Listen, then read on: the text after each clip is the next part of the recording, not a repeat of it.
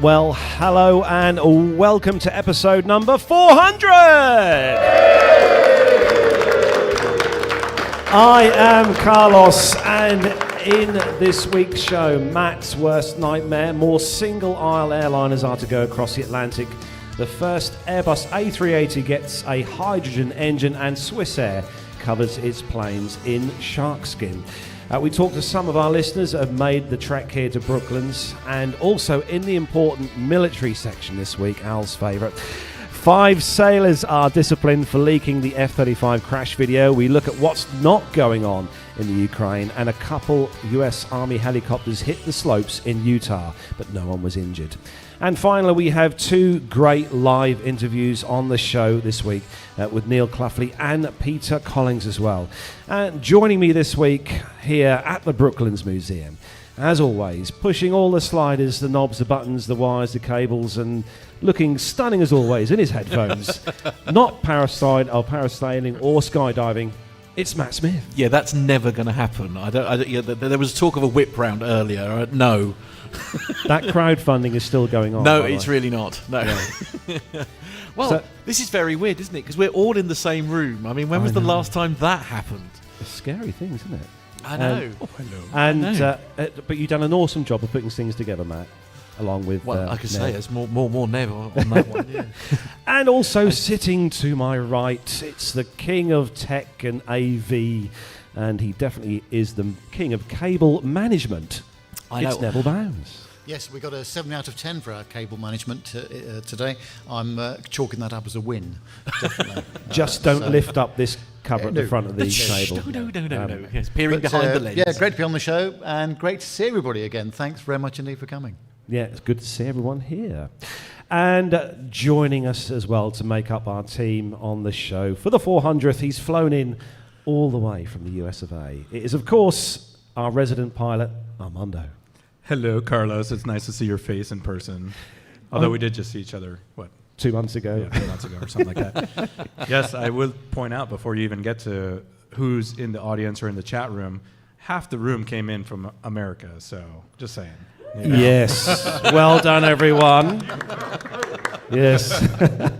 I'm sorry, was that Pip yelling USA? He's a resident of Columbus, Ohio, anyways. We've got some housework to tidy up at the beginning of this show, and I've been given this envelope here with something to give to Matt. So I'm going to hand this over to Matt here. We've got an envelope for you to open first, along with a special gift. So I'll give that over to Matt now to open. I don't like surprises. Are not my. Do you remember the last time you opened an envelope like that on a live show? Yeah, I know. I had a car. Yes. Have I got a new car? Oh, sweet. No. Tickets for skydiving. Right. Okay. Right. Oh, where's this? Okay, this is really terrible radio, by the way. Am I supposed to read this? Well, you can read it if you like, okay. if it's family friendly. Right, I don't know. Matt, sorry I don't have the necessary funds to help with your skydiving. Enclosed is some essential training material for you to get started in the meantime. Congratulations to you and the rest of the crew for reaching an incredible 400 shows. I'm sure I speak for all the listeners and long-suffering chat room inmates. That's nice. In saying that the show is still going from strength to strength with a stream of brilliant guests, 2 of which we've got with us today, which I'm very excited about. Thanks again, Richard. Oh, I like that. Thank you. And what's the gift? I don't know. I've just seen that bit. That's all I need to know to see what. Do you know? I think it might be that DVD, mightn't it? Not one from your personal collection, I should stress. I mean, family show.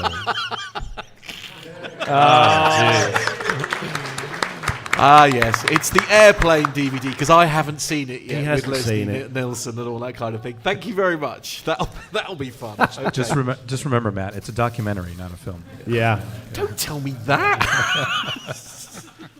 Well, thank you very much. Thank you. Okay, right. That was unexpected. I know. What's next? I know. We've got surprises everywhere. And in the audience as well. And as with our audience, obviously, we're going to say a big thanks, obviously, to everyone who's joined us in the YouTube chat room on the live show today. Loads of people in the chat room. We gave a quick mention to Jan, who obviously couldn't make it today in the chat room. And we've got Dr. Steph. Why are you in the chat room? Honestly, we've got Laura Davis in there as well. Tanya, hello to Tanya W. Masha's in there as well in the chat room. Dirk, hello to you, Dirk, as well. Alan White, Tony Smith. He loved the opening video, by the way, Matt. Tony did. Oh, right. Tony Smith, yeah, he loved the opening video. And just go Miles High. Hello to you, Miles High. I think, yes, that's about. I'll scroll up to the top in case I've missed anyone. No. Look at the audience. Look at the audience, yeah. And we're going to say, we'll tell some special members who have flown in this week to join us here at Brooklands. And hello to Auntie Liz. Yeah, I know, that was a big surprise. Yeah, absolutely. Yes, and also, obviously, Captain Jeff has also joined us today. Yes, good. Thank you for flying in. Come on, big up, Jeff. Captain Jeff, keeping it awkward since 1917. Dr. Steph, as always, she couldn't fly here, so she ran here today. Yeah. Thank you, Steph. She'll be running back to the US tomorrow. Funny story, she was actually running through the airport to make it here. I did hear that, yeah. How was that connection in JFK? Yeah. Okay. That's what she said. Yeah. And on that note, Captain Al, hello to you, Captain Al. Lovely to see you. Good afternoon. Hooray! And also joining us from the A320 podcast, it's Matt. Hello to you, Matt. And also from the Plane Safety podcast, he's there on his phone, looking busy. It's Pilot Pip. He's in the chat room. That's why. He's in the chat room. He's moderating for us. And hello to you, Jenny. Lovely to see you, all the way from Rome. Good to see you here as well. And also our resident military photographer extraordinaire, Jonathan Warner. There he is. But no, thanks to everyone for coming today. It's great to see so many of you here at the Brooklands Museum. I'm sure you've all had a look around and stuff and seen Concorde parked just outside. But we've got loads of stuff to get through on the show, haven't we? We do. It's a packed show this week. Yeah, packed show this week. So if everyone is ready, shall we do some commercial news, mate? Yeah, let's do it, shall we? Here we go. Captain has turned on the seatbelt light. Please take your seats and fasten your seatbelts.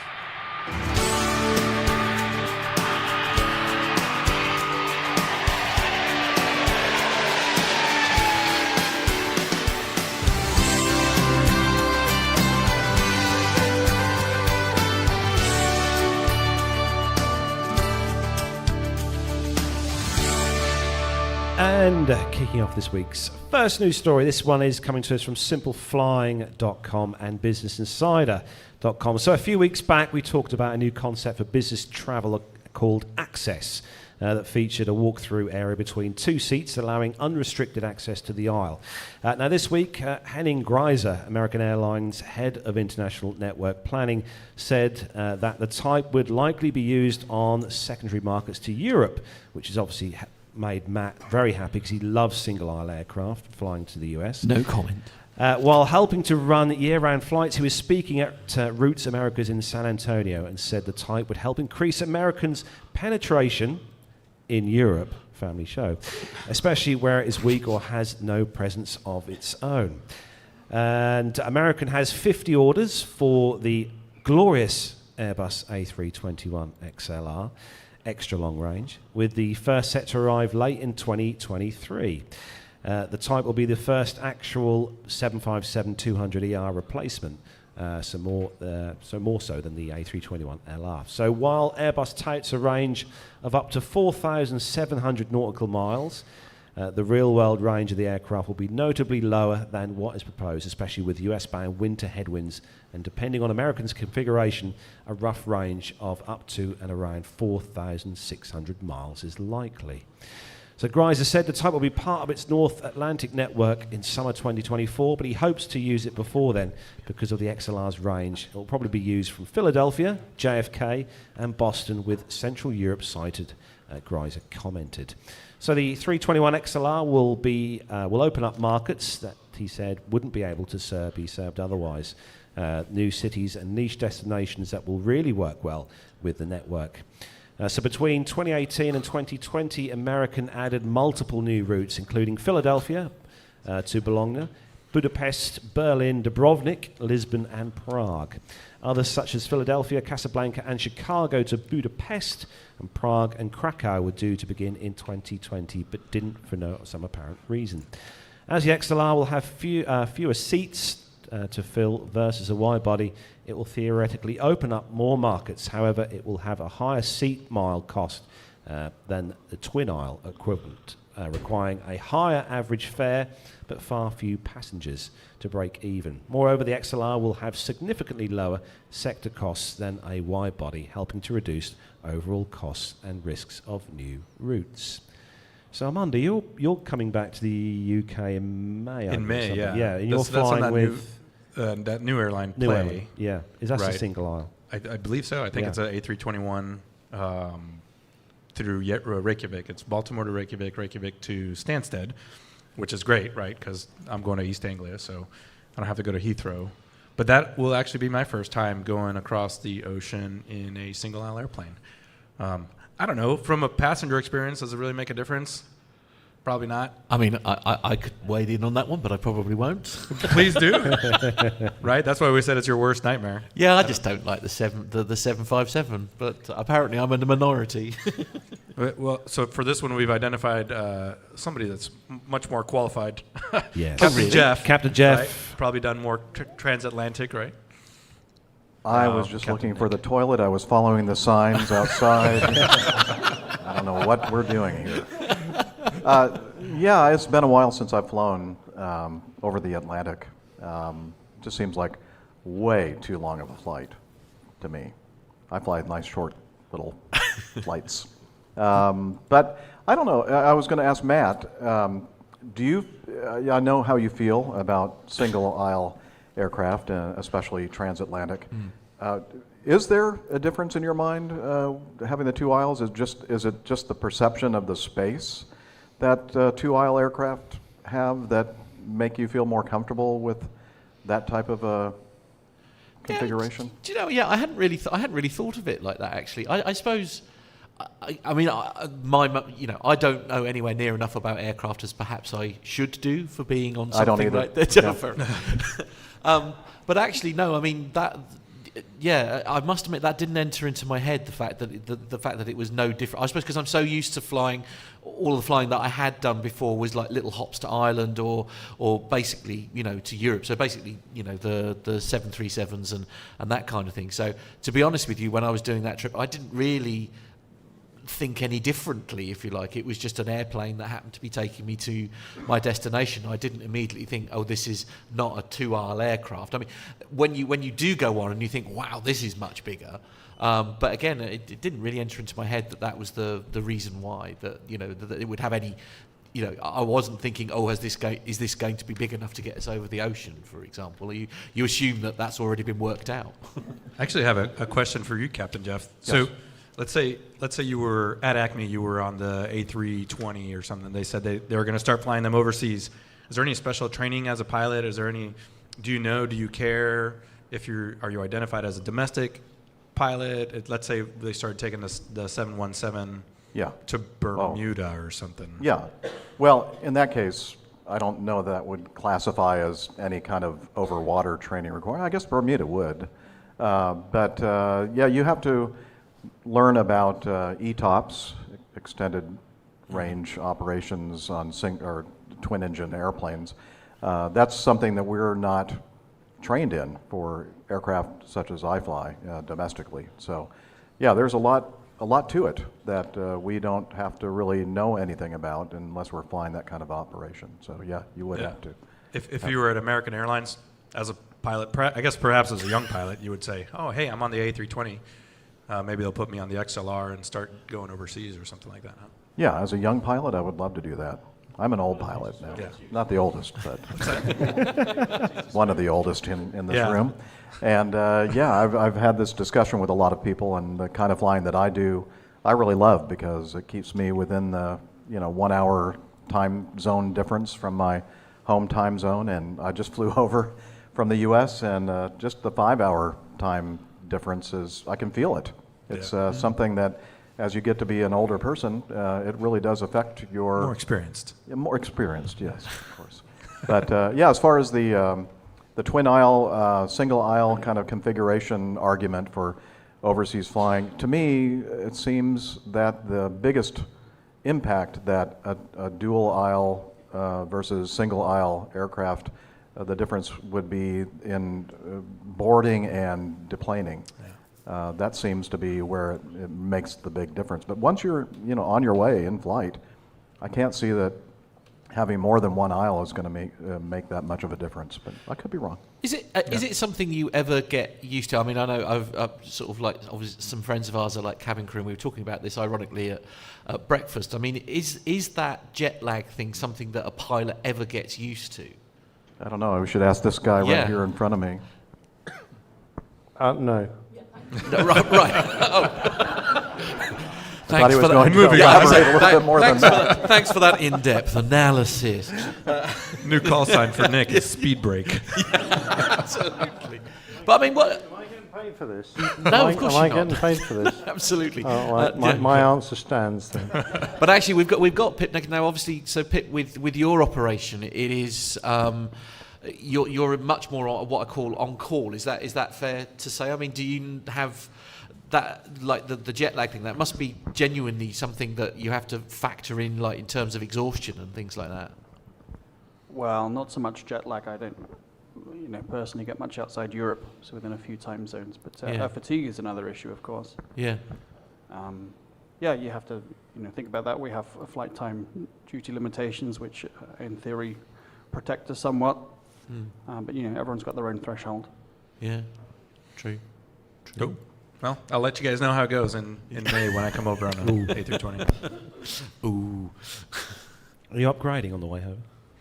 To what? To economy class. The only thing on this airline, I think the only thing I could upgrade to is the jump seat, and that's pretty uncomfortable. So. That's true. I did come over on Wow. Wow. They had they had A320s, right? They were A320s, yeah. So we did that trip a couple of years ago. I don't know. I couldn't feel any difference. Well, we'll see you in May. Yeah. Hopefully. Anyway, moving on. Moving on. Story number 2, Matt. You have got one of the all-important green stories this week. Okie dokie. Right, yes. So this is from the aviationweekly.org, and the headline is Airbus to use A380 MSN1 as a hydrogen fuel demonstrator. So Airbus has confirmed previous rumours that it will be testing hydrogen propulsion using the world's biggest passenger jet, the A380. The aerospace firm confirmed its intention at a recent press conference. The A380 will be fitted with a hydrogen engine developed by CFM International, a collaboration between Safran and General Electric. These are being adapted from a current generation CFM engine that is converted to run on hydrogen. According to the partners, Safran and GE have good. I do love it. We've got a password on here and it keeps locking every time. I think the kick is up. We could probably take the password off by now. Right? Yeah, absolutely. Yeah. Anyway, they have millions of hours of hydrogen experience between them, making them ideal partners for the project. Airbus has set its sights on developing hydrogen propulsion aircraft by 2035 under its Zero E project, while others peg their hopes for CO2 emission reduction on SAF and electric. Airbus has wholeheartedly thrown its hat in the ring for hydrogen.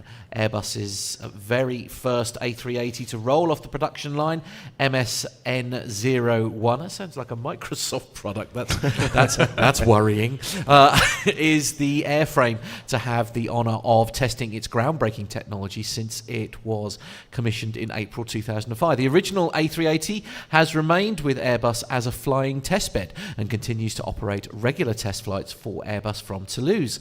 Now, while many A380 operators are consigning their aircraft to the canals of history, this particular bird will have an important role to play in the development of future aviation technology. The Airbus have been saying. The A380 MSN1 is an excellent flight laboratory platform for new hydrogen technologies. It's a safe and reliable platform that is highly versatile to test a wide range of zero-emission technologies. In addition, the platform can comfortably accommodate the large flight test instrumentation that will be needed to analyse the performance of the hydrogen in the hydrogen propulsion system. The Super Jumbo has a huge capacity inside the aircraft, more than suitable for the 4 hydrogen tanks Airbus intends to store in its cabin. These 4 tanks will be built and delivered by Airbus to zero-emission development centres, one in Bremen, Germany, and the other in Nats in France, as well as from Madrid. They'll also be installed near the rear of the aircraft in a lengthways position. So, Matt, I'll save you here. So there's some media here, because when I originally saw this story, I was thinking, oh man, they're going to hang a couple or 4 hydrogen-powered engines off an A380, not a tremendously great testbed airplane. But then I saw the picture, which is, they're just going to put it on like a wart on the side.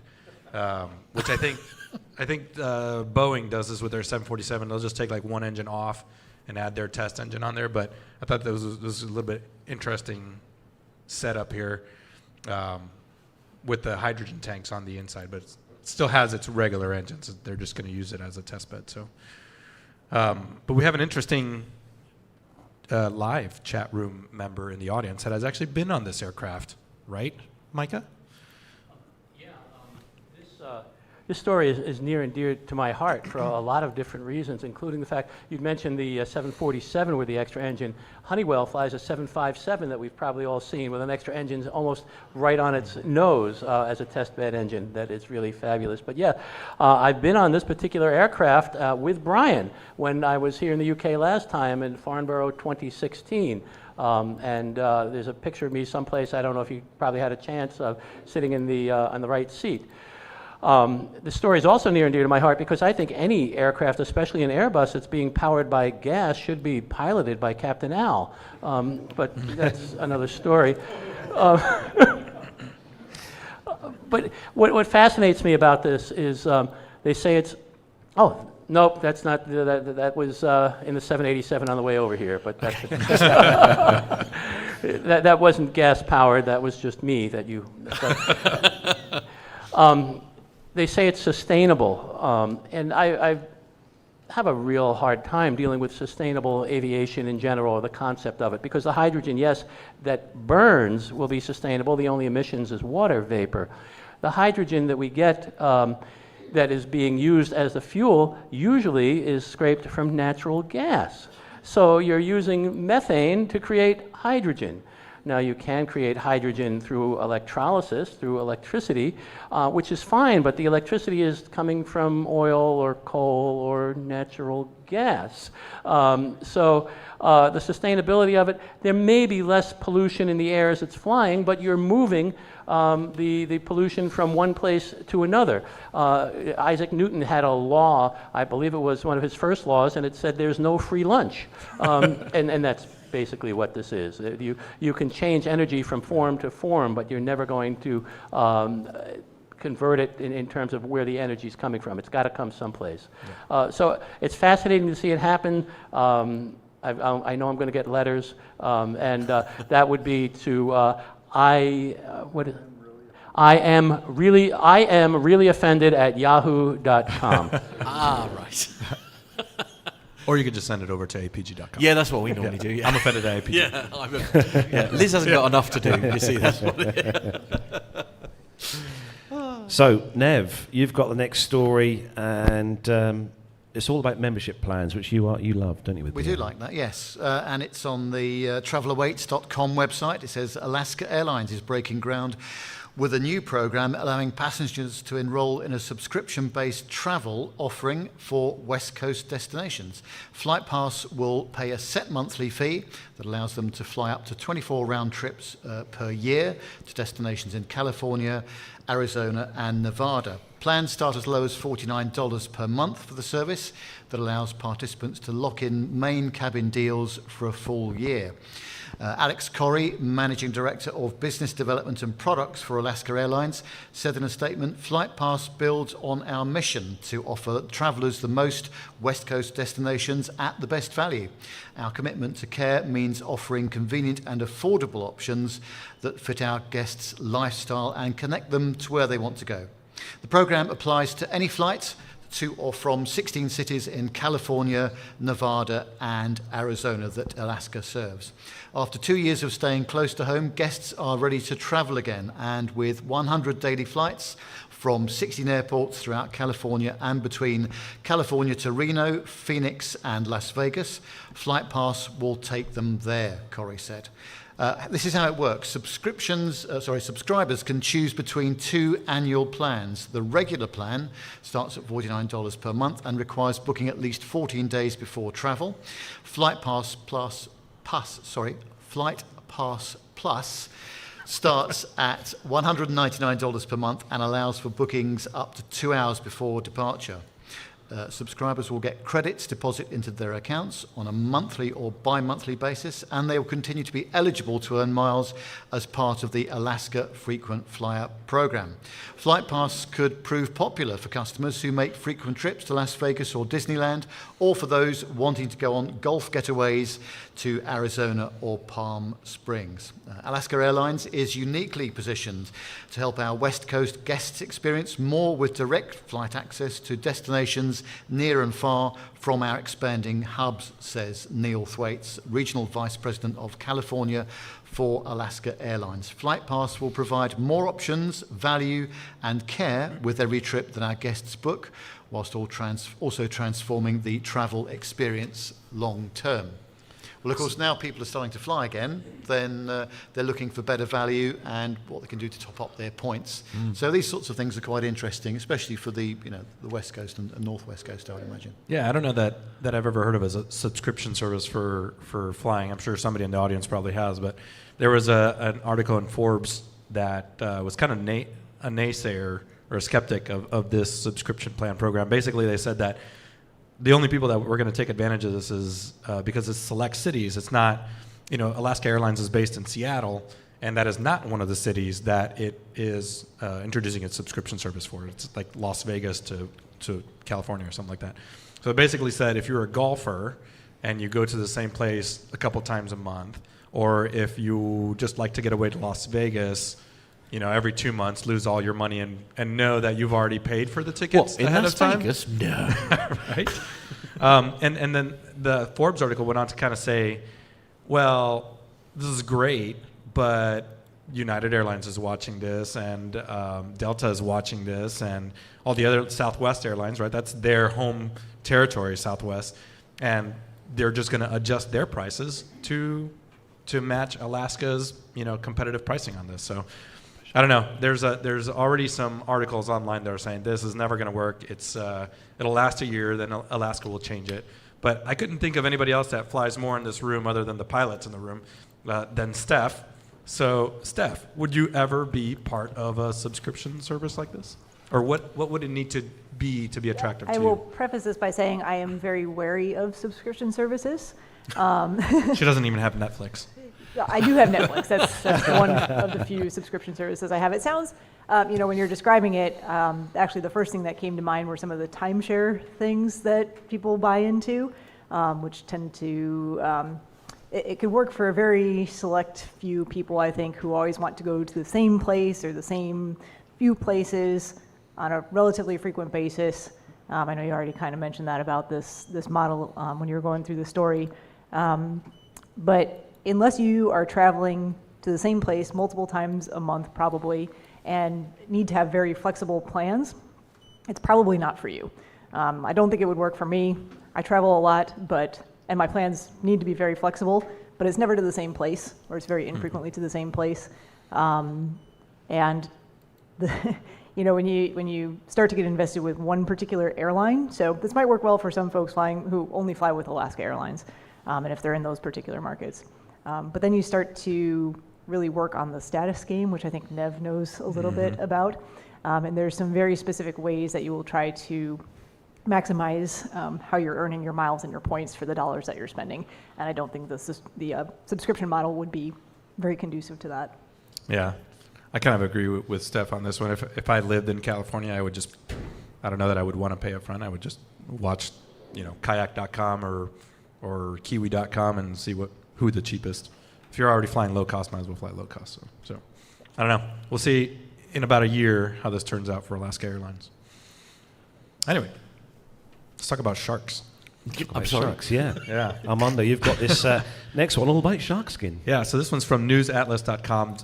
Sharkskin-inspired film immediately drops airliner fuel consumption. So zero-emissions airliners are still a long way off, but Lufthansa and BASF are developing a way to improve things for the time being. So this program is called AeroShark. It's an adhesive riblet film that, easy Al, that immediately reduces fuel consumption and therefore the emissions from any aircraft. So millions of years of evolution have moved the ocean's most feared predators away from perfectly smooth skin. Instead, sharks have these slightly ribbed skin, which reduces drag through the water enough to become an advantage. So what works in hydrodynamics often translates well to aerodynamics, which is funny because that's what one of my flight instructors used to say. It's like, air is just water. It's just a fluid, right? Oh, my goodness. Your password again. It locks us. Carlos, take the password off of this thing. You want to pick up there? Look, Carlos? it's been going far too smoothly. I'm really pleased that something is not doing what it should, because it's all a little bit too relaxed, if I'm honest. Yeah.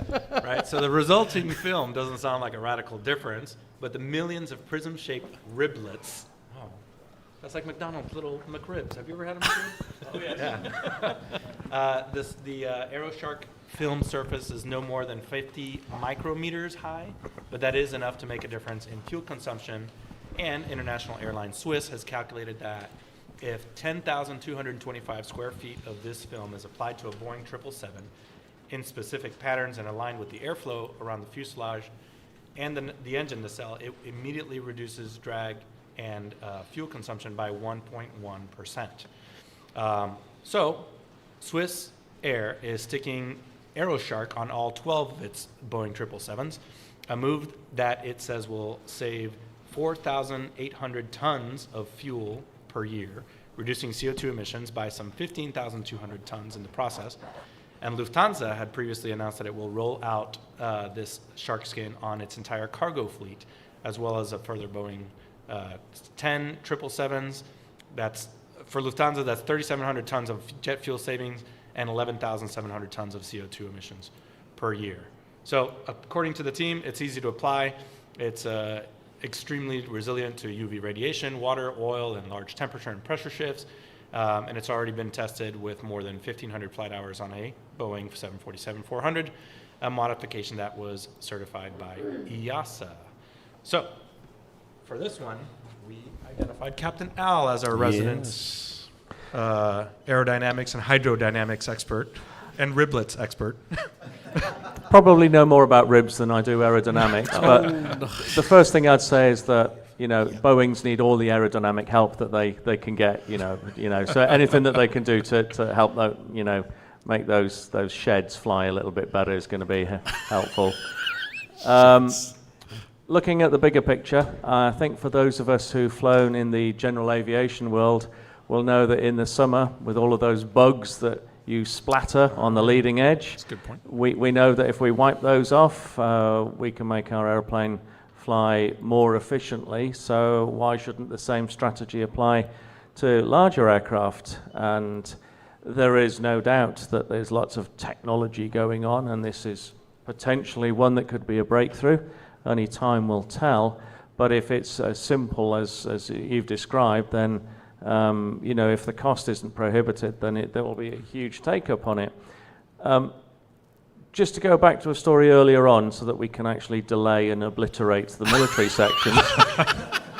Great. I get to make eye contact with Al while he's sabotaging me.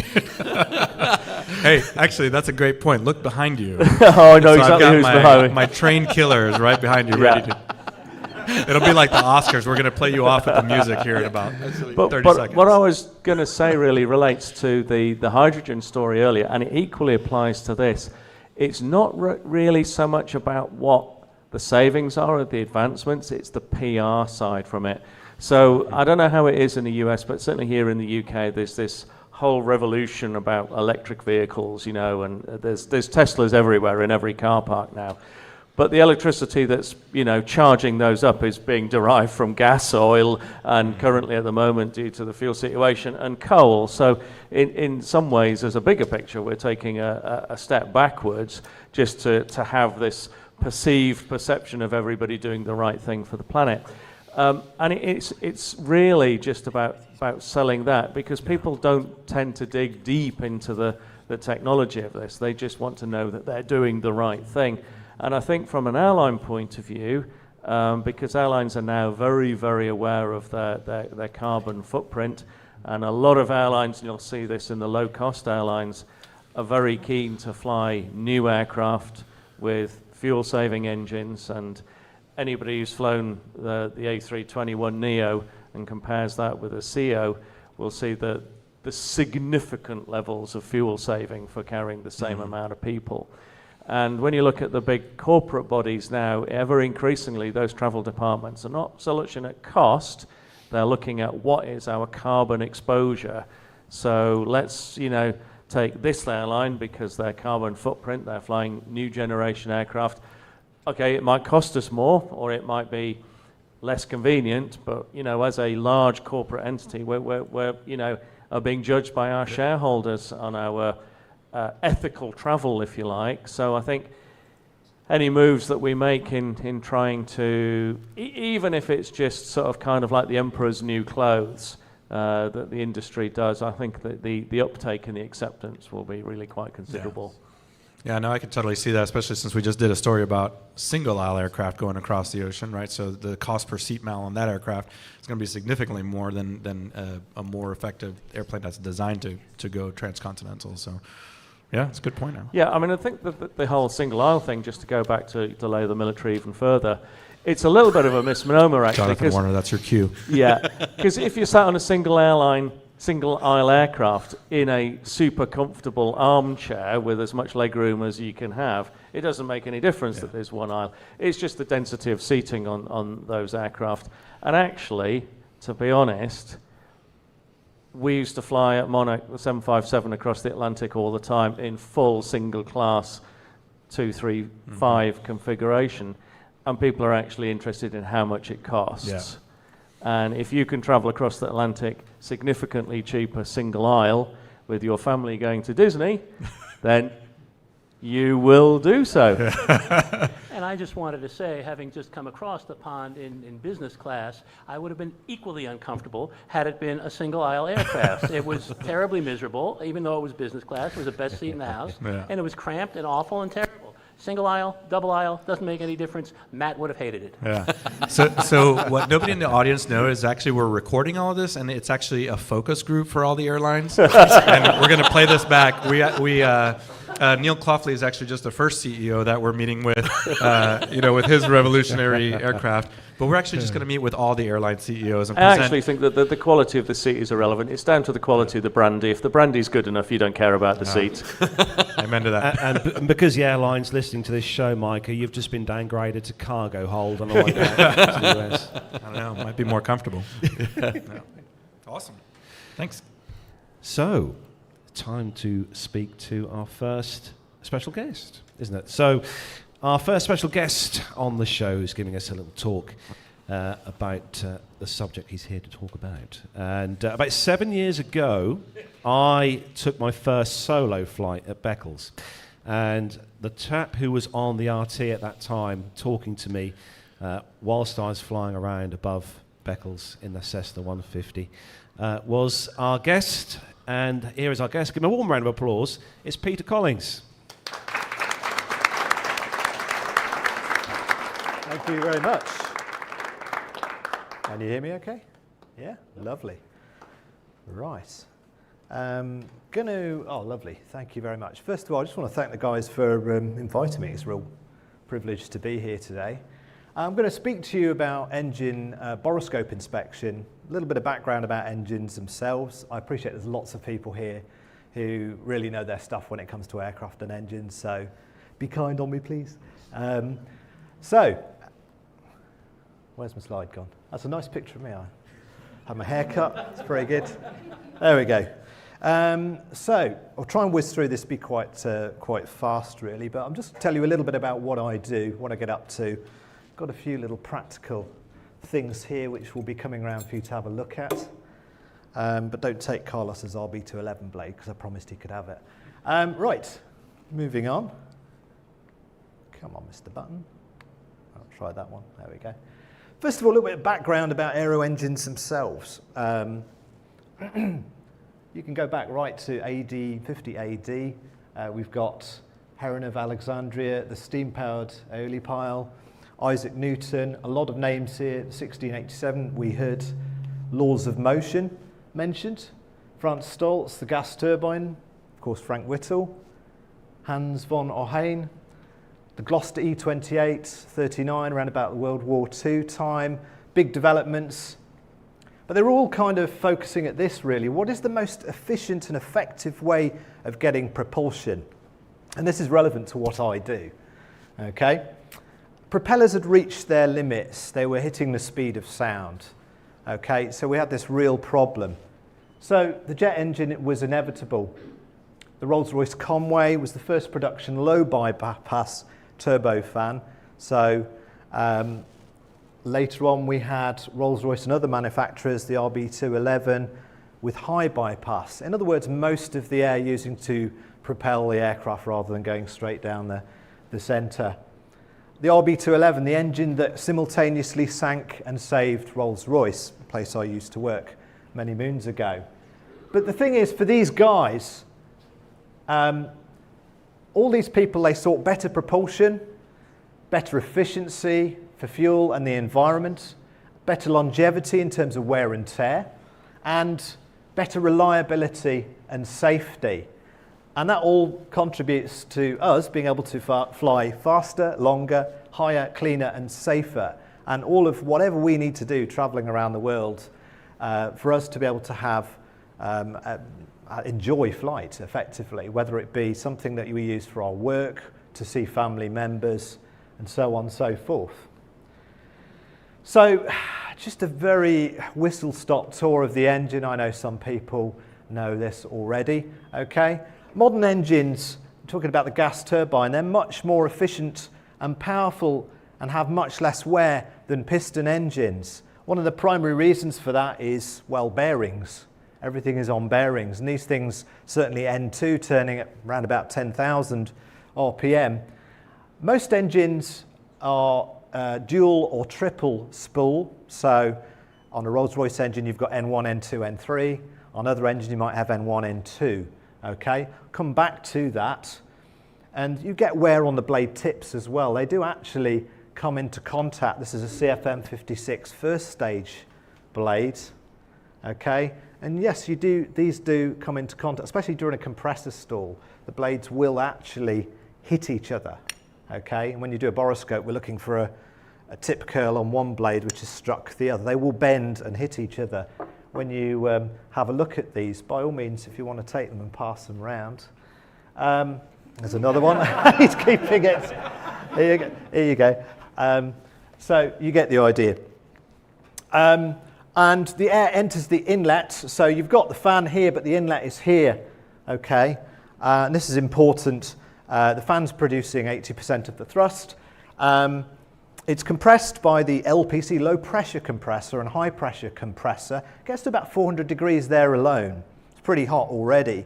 Goes along, mixed with fuel and ignited in the combustor, 1700 degrees. Suck, squeeze, bang, blow, bypass. Following the theme from earlier. The high pressure hot gases, they go to the HPT, high pressure turbine, and that's what turns the high pressure compressor, which brings the air in the first place.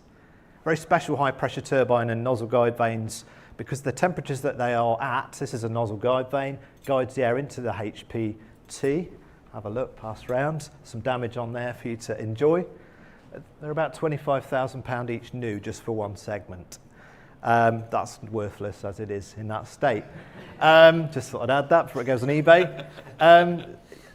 It goes through at about 10,000 RPM-ish. Then that goes on, that compressed exhaust air goes to the LPT, and that's so critically important, the low pressure turbine, because it turns the fan. And the limits on the LPT are tiny in terms of damage you're allowed to accept. Okay, your fan is 80% of the thrust, the core, the rest of the engine, 20%. Okay, and then we've got a gearbox for accessories, driving electrics, electric power, hydraulics and other systems, bleed air taken from the HPC for your cabin air, for starting the other engine if you want to do cross bleed start, and there's other bits and pieces. So all of this needs inspecting by me. I travel worldwide. Customers will raise a work order, which normally links in to a task card and an AMM, aircraft maintenance manual, or other maintenance manual task that needs to be completed.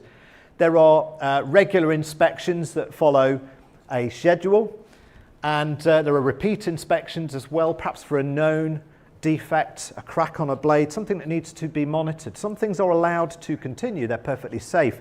The manufacturers have tested these blades massively.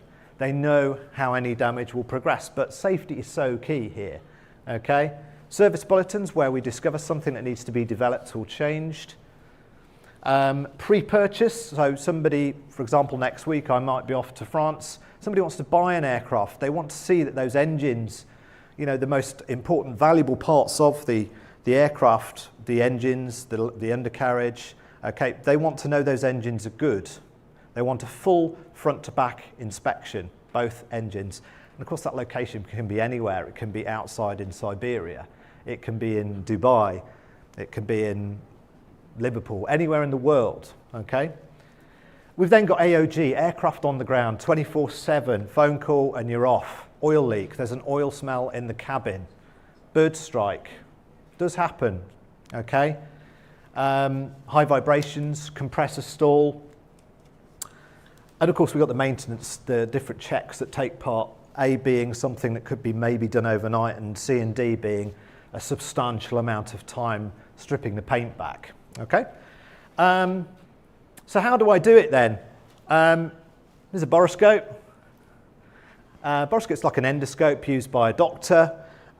It's basically a camera, a long probe. The probe can be 3 or 4 meters long. The one I use is a 6mm probe. You can get a 4mm probe, which you would use on something like a business jet or for carrying out a service bulletin, where perhaps you've got to go down and look at the bearings. You can articulate the tip, and there are different tips that can go on there. Some of them are 90-degree tips, some of them are straight tips, and so on. Could go into much more detail there. And what I have to do is I have to put the boroscope into the engine in various inspection ports and locations. And sometimes in something like a Trent 800, you've actually got to sit at the back of the intake and turn the IPC blades. When you've got N1, N2, N3, one of those sections probably doesn't have a gearbox, so turning it can be an issue. Okay, and I have to inspect all of these blades. It's carrot factory. Okay, there's a lot of work, so human factors is key. You can't be overtired doing this because you'll miss something. Okay, important that you've got to be alert. The boroscope goes into inspection ports. We look at the low pressure compressor, the booster. The limits are very small on this, 0.045 inches, for example. Okay, a scratch can be unserviceable on the root of a blade. A scratch.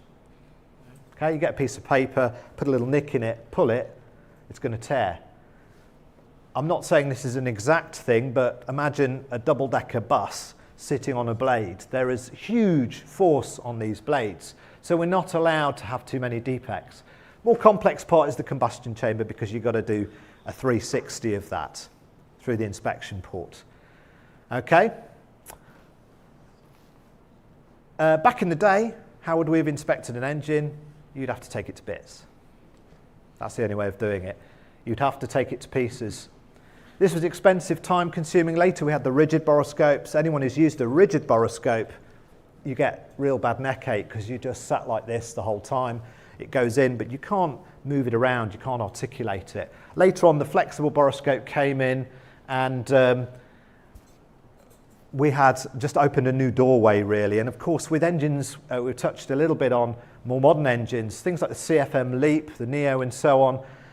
This whole idea of being able to almost 3D print parts means they've got smaller, the combustion chamber taps, twin axial premix swirler. It's tiny, but the limits are very small on it as well.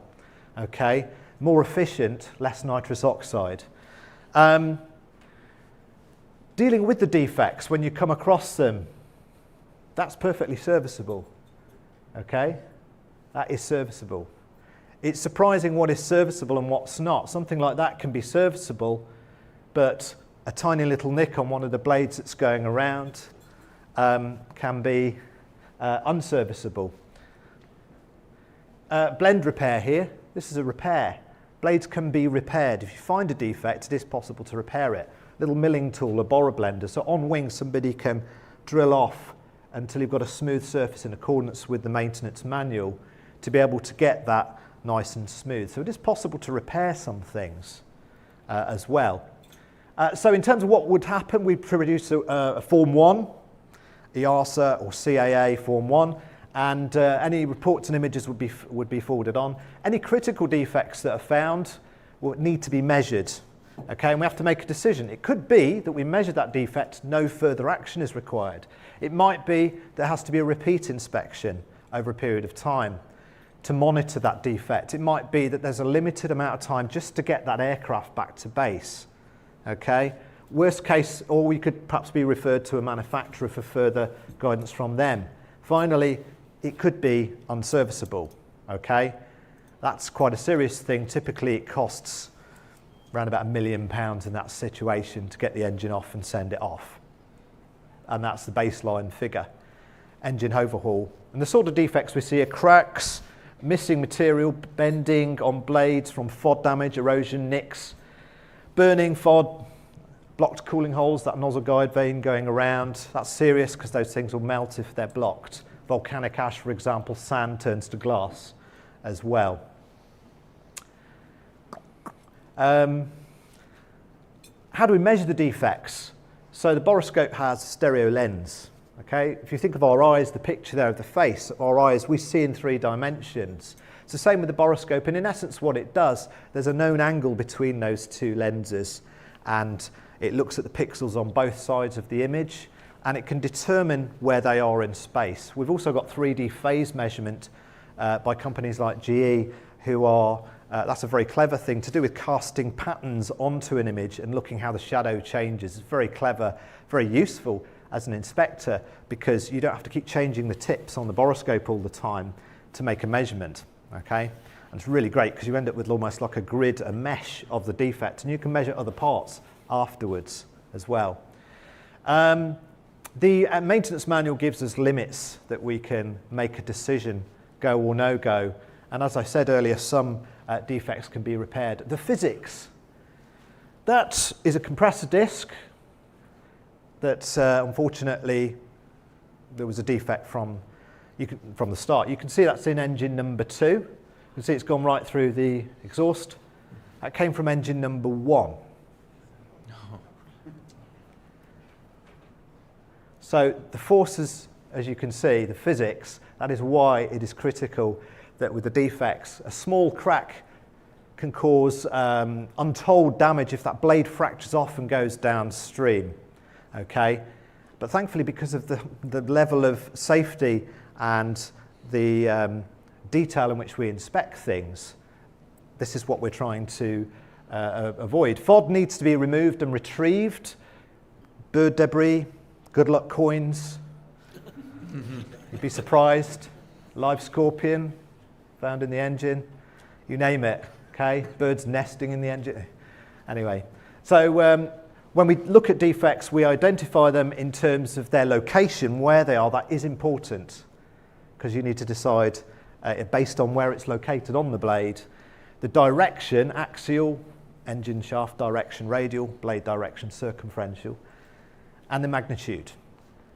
What engines can I inspect? There's a whole range of them. I'm not going to go through all of them, but it ranges from the business class range aircraft, things like the BR 700 series, CF34, the smaller series, Pratt & Whitney 617 on the Phenom, the small and medium class, the passenger jets, the 737, A320, Embraers, CFM56 LEAP V2500, CF34-8, the medium and larger size jets, 747, 787, 777, Airbus, okay? But don't forget APUs as well. The APUs we do as well, we do inspections for. Some manufacturers actually don't require inspections for them, but just put yourself in a situation where you need to use the APU. I'm sure all of you know of a time when somebody needed to use the APU fairly recently with a dual engine failure, so you can't just ignore it, especially with the ETOPS as well that we mentioned earlier, okay, and also helicopter turbine engines. Other duties, so we do boroscope training, train engineers how to boroscope themselves so they can get an approval. Engine ground run training in the simulators, so engineers have to carry out tests up to full power. And it's very important, that accident, sadly, that's actually at the Airbus factory. The aircraft struck a wall and was written off. Thankfully, everybody survived, but it took 9 hours to shut down one of the engines with the crew still inside. Engine ground run. So we have to train on the simulators. We have to train people just to be aware and react for those emergencies, which hopefully will never happen. We also do consultancy services, legal work, legal support. We help people with cost saving and so on. And there's a very wide range of people that we are working with. Life as an airworthiness surveyor, I think sort of similar things touched on earlier on. You can have a routine hot section inspection, a combustion chamber at HPT, anywhere in the world. You might be doing a full front to back, okay? And human factors, the environment, is it minus 32 outside in Siberia? Is it plus 45 in Dubai?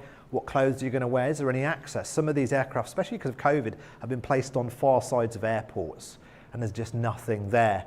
Getting there, access to the engines, getting the ports removed, staging, security clearances, that can take days. COVID-19, all the paperwork, passenger locator, passenger locator, passenger locator, you know?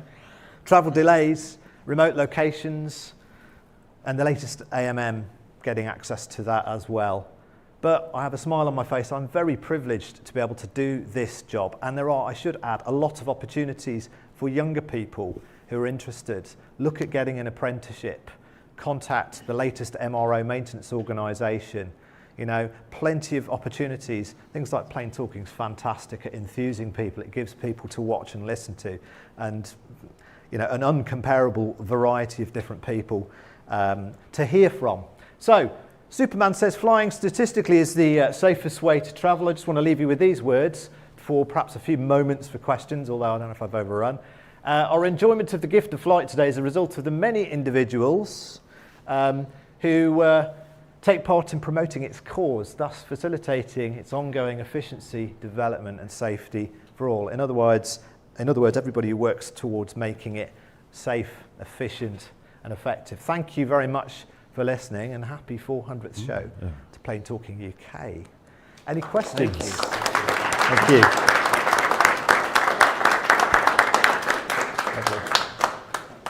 Peter, I've got a quick question for you, if you don't mind. So over the years, I've managed to break a Trent 700, a CFM 56, and a V2500 twice. Have you got any tips for me going forwards?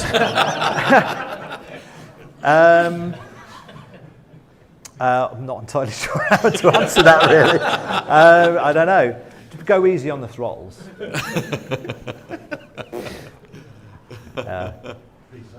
Yes. How many different authorities are you approved by?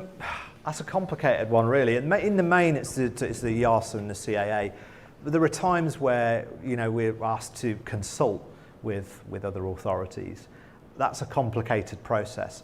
Majority of people want an EASA Form 1. Obviously, the CAA Form 1 is quite important as well. Brexit has caused quite a lot of confusion, understandably. But yeah, it's mainly EASA and it's mainly to CAA and EASA, but yeah, there are occasionally times where not so much working with authorities, we can just offer advice to people and you don't necessarily, because that advice, you're not giving someone a certificate. So somebody once said, got an APU, it won't start, can you have a look? That's all they wanted was for us to look inside it. Okay, so yeah. Hi, yeah. Hi. So we always know aviation comes a lot of money. Yes. So when you get something that's a bit poopy, such as a volcanic ash, yeah. What happens? Do they still call you in where they know, look, there's a high chance it's going to be a little bit rubbish on the ground because it's in the vicinity? Yeah, sure. Like, do they call you in or just go, look, we're just going to replace it, we're just going to sort it out ourselves? I think it depends. If there will be in the maintenance manual, it will describe if you find volcanic ash. The other thing that I'm encouraging people to do is to do a radiation check in such cases, because you'd be surprised. Generally, that will need inspecting because you want to find out where is the ash, what cooling holes are blocked, and you can see streaks next to the cooling holes and identify where that is. And if anything can be done, I don't know if it can. That would have to go to the manufacturer. They would want a full picture, and they would invest the money. Even sometimes with an engine, many times I've looked at an unserviceable engine. So I think they probably would spend the money to get a full picture. They'll get second, third, fourth people just to get a whole range of different views on what's there. But yeah, a thorough inspection, definitely, yeah. Captain Nick. Peter, Hi. great talk, thanks very much Thank indeed. When the 787 was suffering all its problems with Rolls-Royce engines, Yes. and airlines were under huge pressure, as was the engine manufacturer, to keep the aircraft airborne, a lot of engine swaps, etc. What I'm interested in is I saw some pictures of some of the internals of the aircraft engines that showed enormous amounts of damage. That I, as a pilot, would have, been horrified to see, but these aircraft were still flying. So what I'm asking is, were the airlines and the engine manufacturers under any pressure to change what would have previously been considered bad damage to allow the aircraft to continue flying under a new modified series of limitations that wouldn't previously have been considered?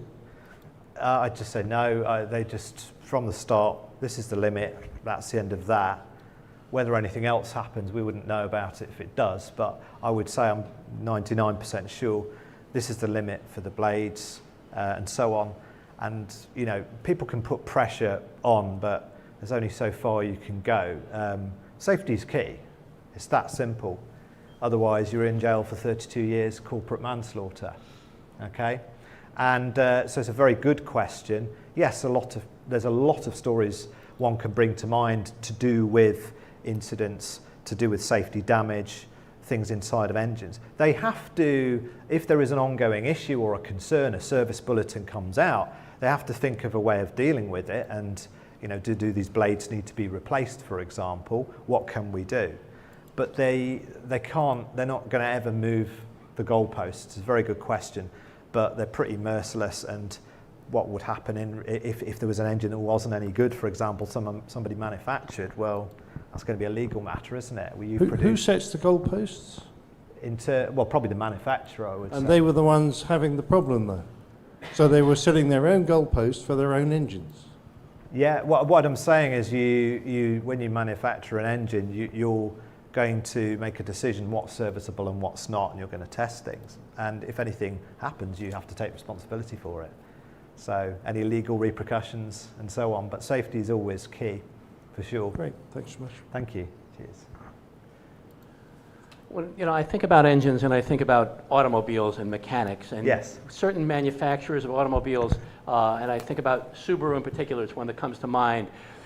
The Subaru manufacturer would never say, when you get up to 100,000 miles, you're going to have to replace the head gasket, but every mechanic that ever worked on it would tell you that's what's going to happen, and you knew it. Are there certain things with certain engines that is going to happen when it reaches a certain number of hours that the manufacturer is not necessarily going to speak about, but you know it's an automatic thing? Generally, the manufacturer will be made aware pretty quickly when things are starting to happen, purely and simply because, well, it gets down to legals fairly fast. And in the airlines and maintenance organisations, there are teams of people constantly doing legal work and looking for how money which has been unnecessarily lost can be reclaimed lawfully. And because of that, anything that happens, pretty quickly the manufacturer is going to find out. CFM LEAP, abradable liners, I think, the shrouds on the high pressure turbine, there's problems. And these engines, 2016? New engines. And there's issues already, So there's going to be a consequence for that. On a LEAP engine, very nice, efficient engine, but it's got blisks in it. So that's like a complete, rather than having individual blades, you've got a complete machined part, £250,000. You get too much damage, you've got to replace the whole blisk. You can blend some of the damage out, okay? But generally speaking, the manufacturer will know pretty quickly. There'll be service bulletins issued, procedures that need to be done. But then, it's really like with your car, if you discovered you've got to take it back because the power shift gearbox doesn't work or something, then you'd be going back saying, well, I want some money back here. And that is what is effectively happening, I believe. So. Hi. Hi.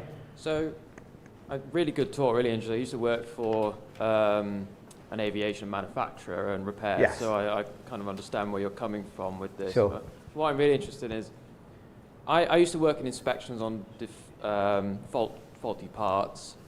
So you go out to an airline, they say, the engine won't start, we don't know why.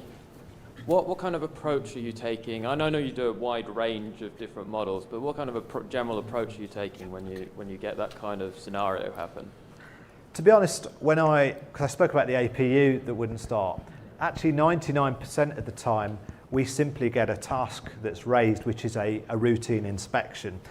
Our job isn't to sort of problem solve. That will be down to the MRO, the maintenance repair organisation themselves, if there is an issue. Our job is to provide an inspection. So the approach we take, it's very much laid out for us, as you probably know, on the work card to carry out the task and carry out the inspection and provide feedback. Occasionally, we'll get someone who'll ask us, would really like to see, can you have a look here? And they raise a work order, and we simply produce a report then. But if you want to issue Form 1, then you have to obviously refer in accordance with the parts of the aircraft or engine maintenance manual. So really, in answer to your question, it's almost that we don't really do the problem-solving side. However, as part of our other roles, we do offer consultancy as a separate thing, and we can, somebody who's looking to buy a 747, for example, may come to us and we'll try and find one for them for a cargo conversion or something. So sorry, it's not a very direct answer to that. Okay. Lovely. Well, that's brilliant, Peter. Thank you very much. Thank you very much. Really Thank you very much.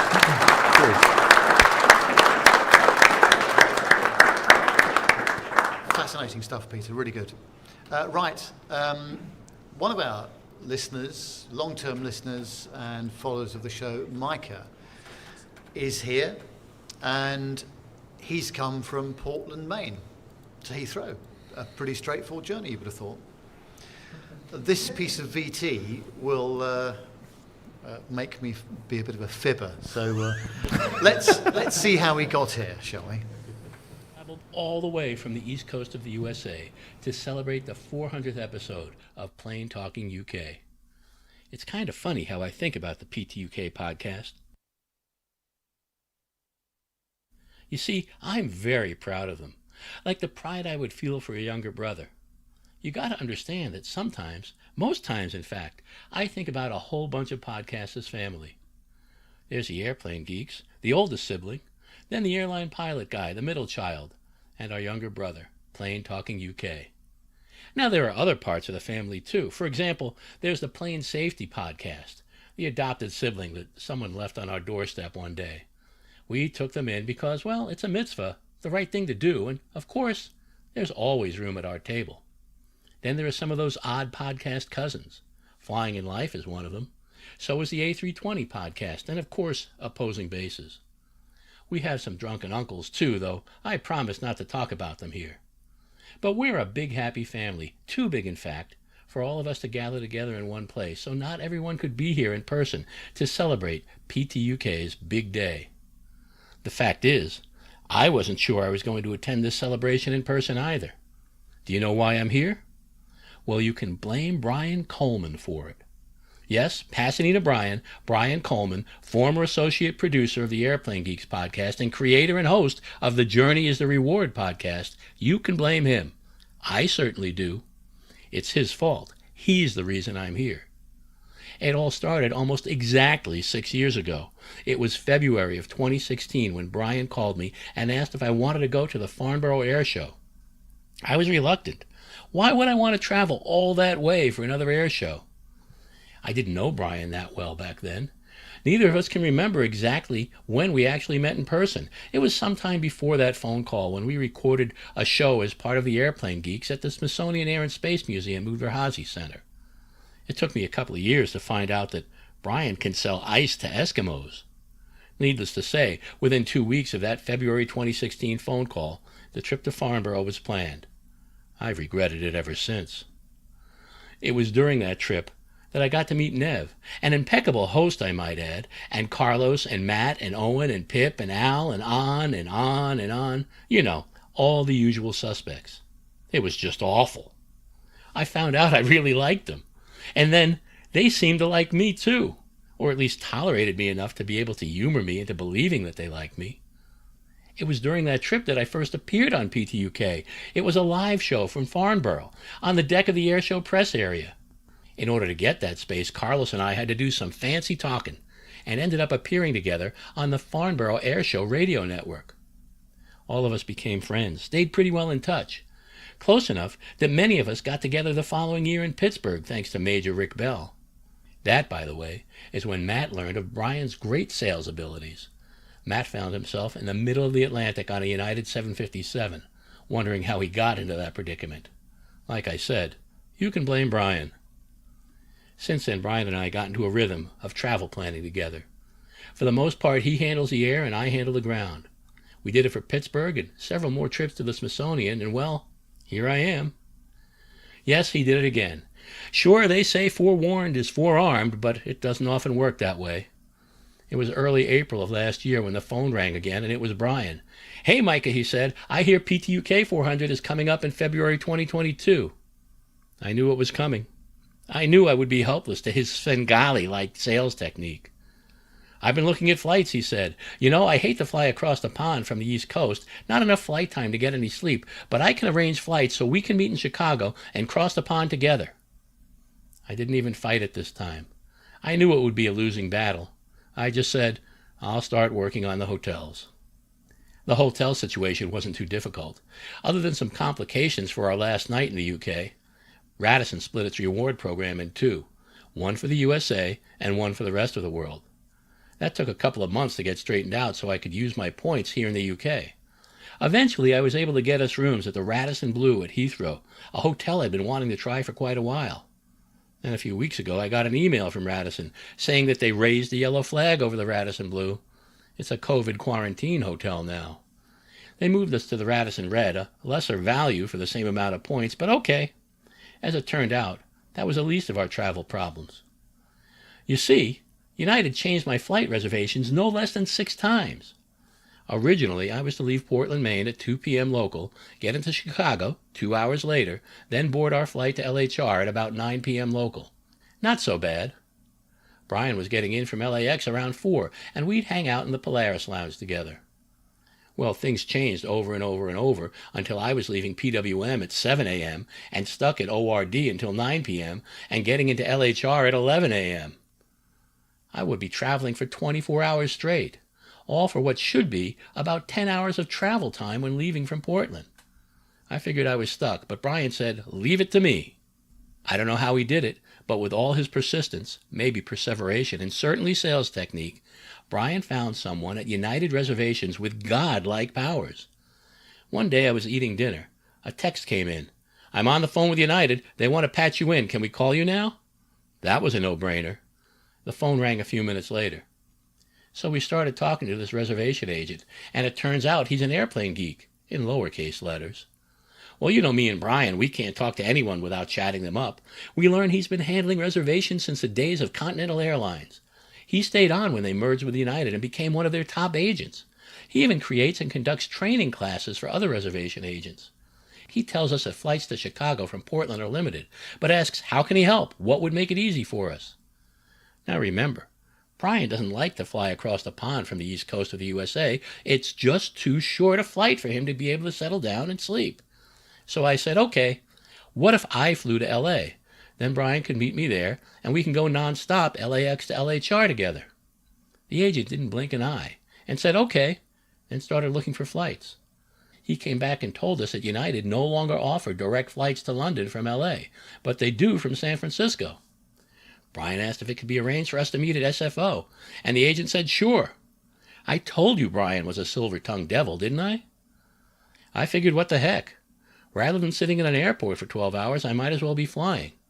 With the air circulation, mask mandates, and privacy of business class, I'd be safer from COVID in the air than at an airport. Plus, what a story! So I agreed to crisscross the USA in order to eventually cross the Atlantic all in one day.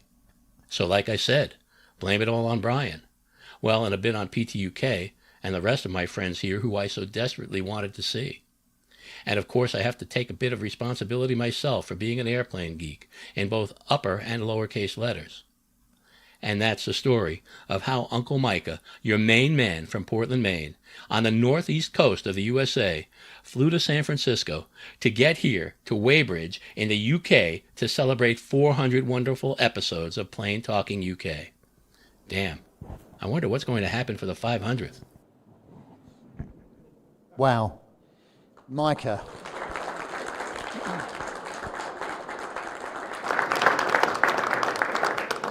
What should have been a relatively short trip was a very long trip by the sounds of it, and I think I'm safe in saying that you have made the longest journey here. So I'm going to present you with a present from all of us at PTUK. Now, I do concede that I didn't get my geography exam at school. In fact, it was unclassified, it was so bad. But even I know that going Portland, Maine, Newark, was it? Newark, San Francisco, Heathrow is not necessarily the quickest method of reaching the United Kingdom. So I'm going to present you with this to assist you with your future travel plans. It's not good for the carbon footprint, is it, that particular route? We should have just covered Micah and Sharkskin. Wow. Technically, Al and I provide our own gas together. Hope you know over that, okay. Oh, the suspense is killing me, come on.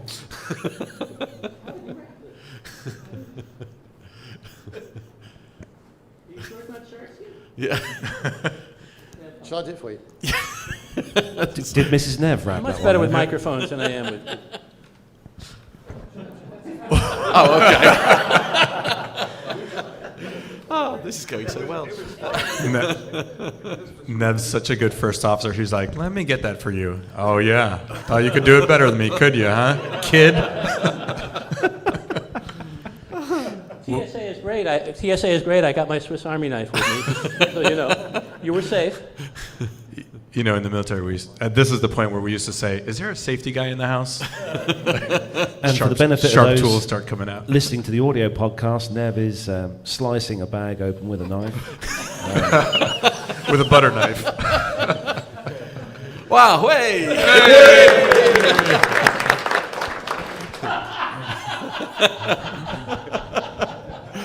Yeah, so for, again, those listening on, it's my first atlas of the world. There we are, to ensure them a safer, easier route next time.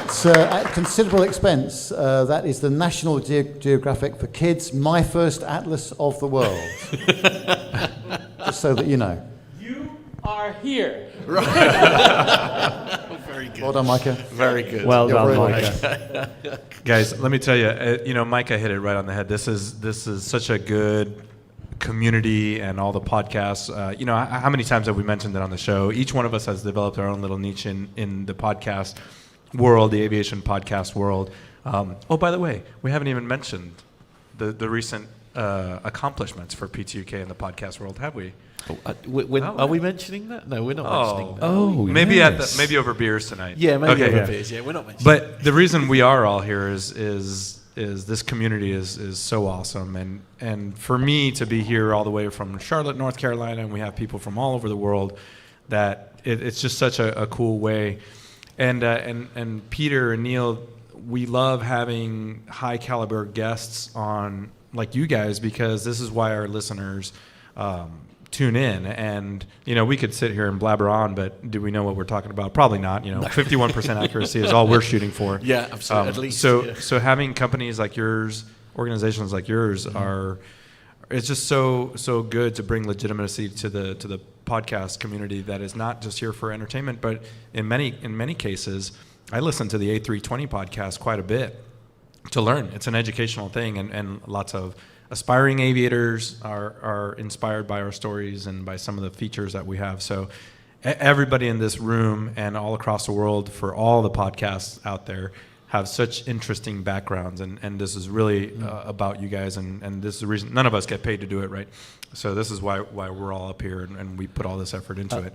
Now, Alan White has been in the chat room, obviously, with the excitement of the bag. He's very, very concerned, I should stress. He's very concerned that the military segment is in grave danger. I had to send a Morse code message to Jonathan Warner from here via my eyelid saying, hey, I'll give you a back brief a little bit later. We've already dropped one military story. And you can thank Al for... No, I'm just kidding. But we're always on target. Wherever the bomb drops, that's where it's meant to be. So speaking of the community, I think we're going to have Carlos and Nev walk around the room a little bit and talk to some of you guys, because you've made the trip to get here. So, thank you. Yeah, Brian, you want to just say a quick thing? Yeah. Okay. Yeah, I did. All the way up to the top. Yeah, okay, there you go. Yeah, in setting up the travel arrangements for Micah, I knew it really wasn't the most direct routing, but we've become really good friends through the various shows, and it was really just my selfish way of getting to spend more time with him, and trying to make up for the terrible arrangements I made for Matt in the 757 that he's never going to forgive me for. So, Mike, it was my pleasure to... Thank you for being my travel guru. So, we're going to have a quick chat with a few people while we're here. Jenny, hello. Hello. So, Jenny, why do you listen to our show? Is the thing we'll don't love ask to them know. that question, for goodness sake. Whatever possessed you to listen to P2UK?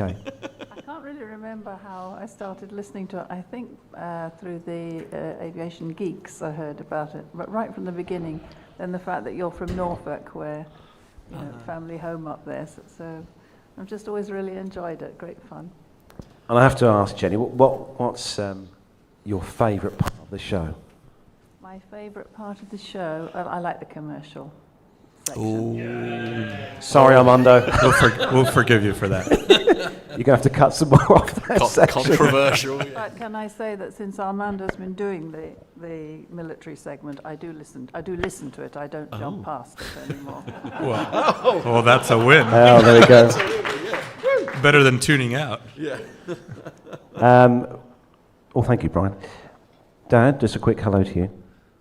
Yeah, hello to everybody. And yeah, this is my father, Phil, by the way, who got me into aviation, to be fair, at an early age. So a big thanks to my dad for, it's for your putting on fault, me. is it? But yeah, thank you. So special thanks to Dad. He's very supportive as well of me doing this show, as well as Gemma. But Dad is very supportive. So big thanks to my father, Phil. But we're going to run round to Mr. Haley.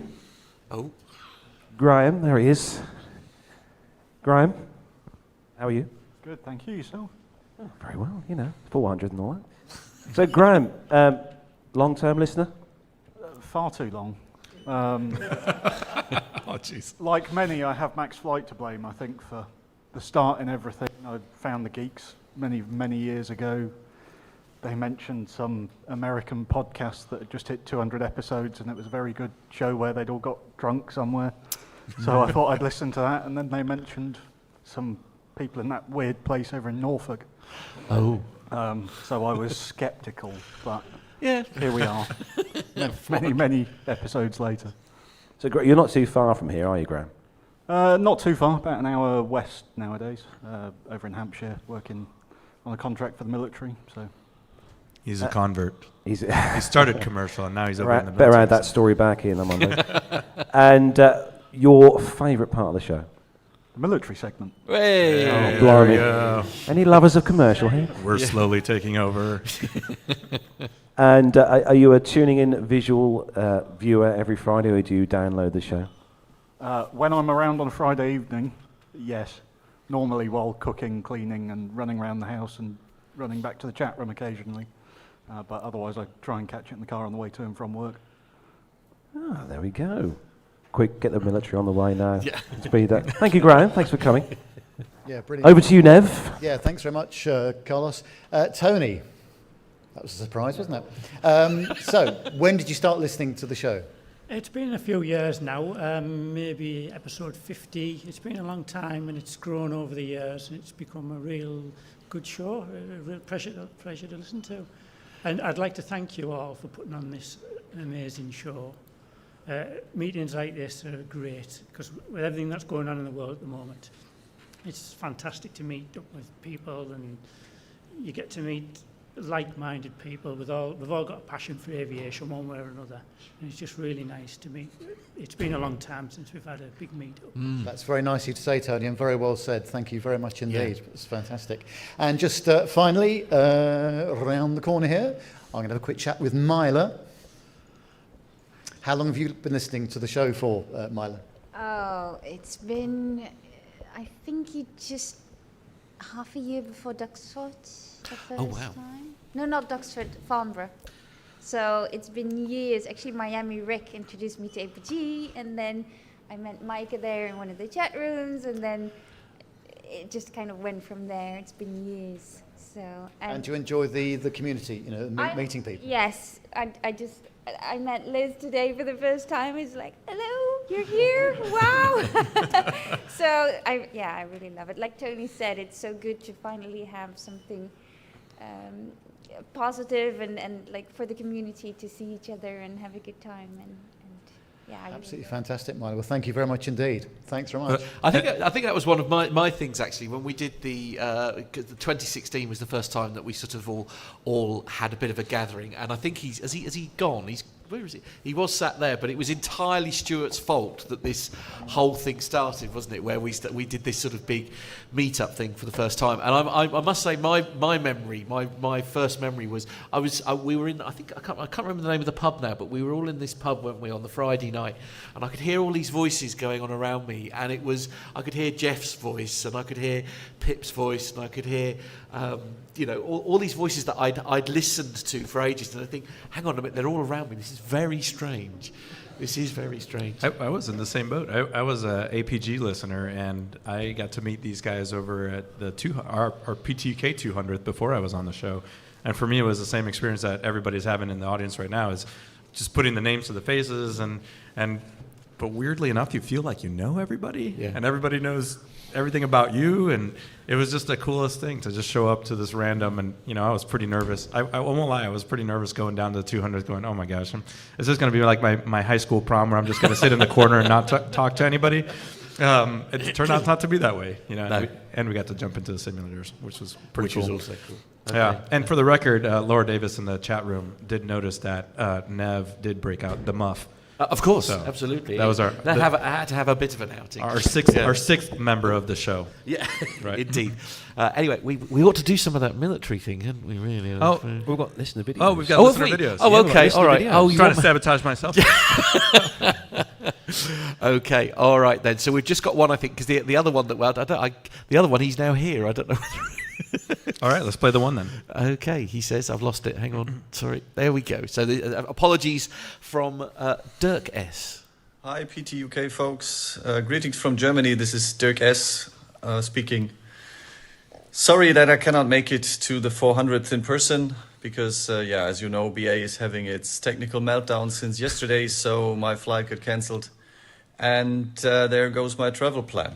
yeah, it's a pity I cannot be there with you and see you in person and have a great day together with all of you.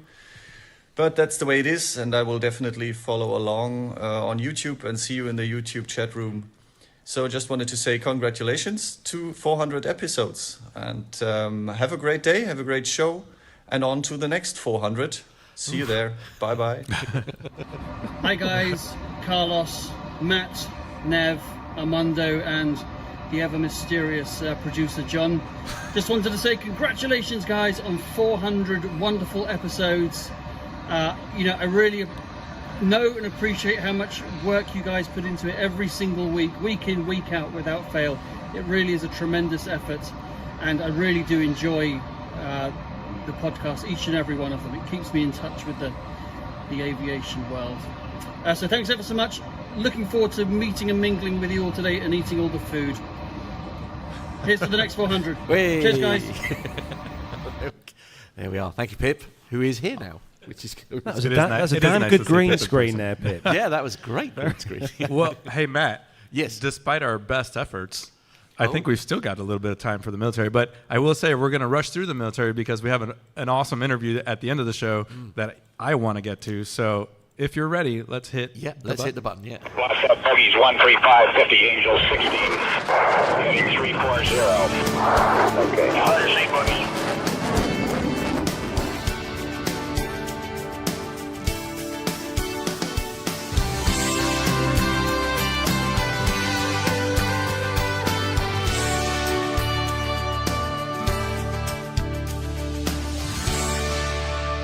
Featured worldwide. You can imagine where those video clips came from. Jonathan Warner. Basically, Jonathan Warner.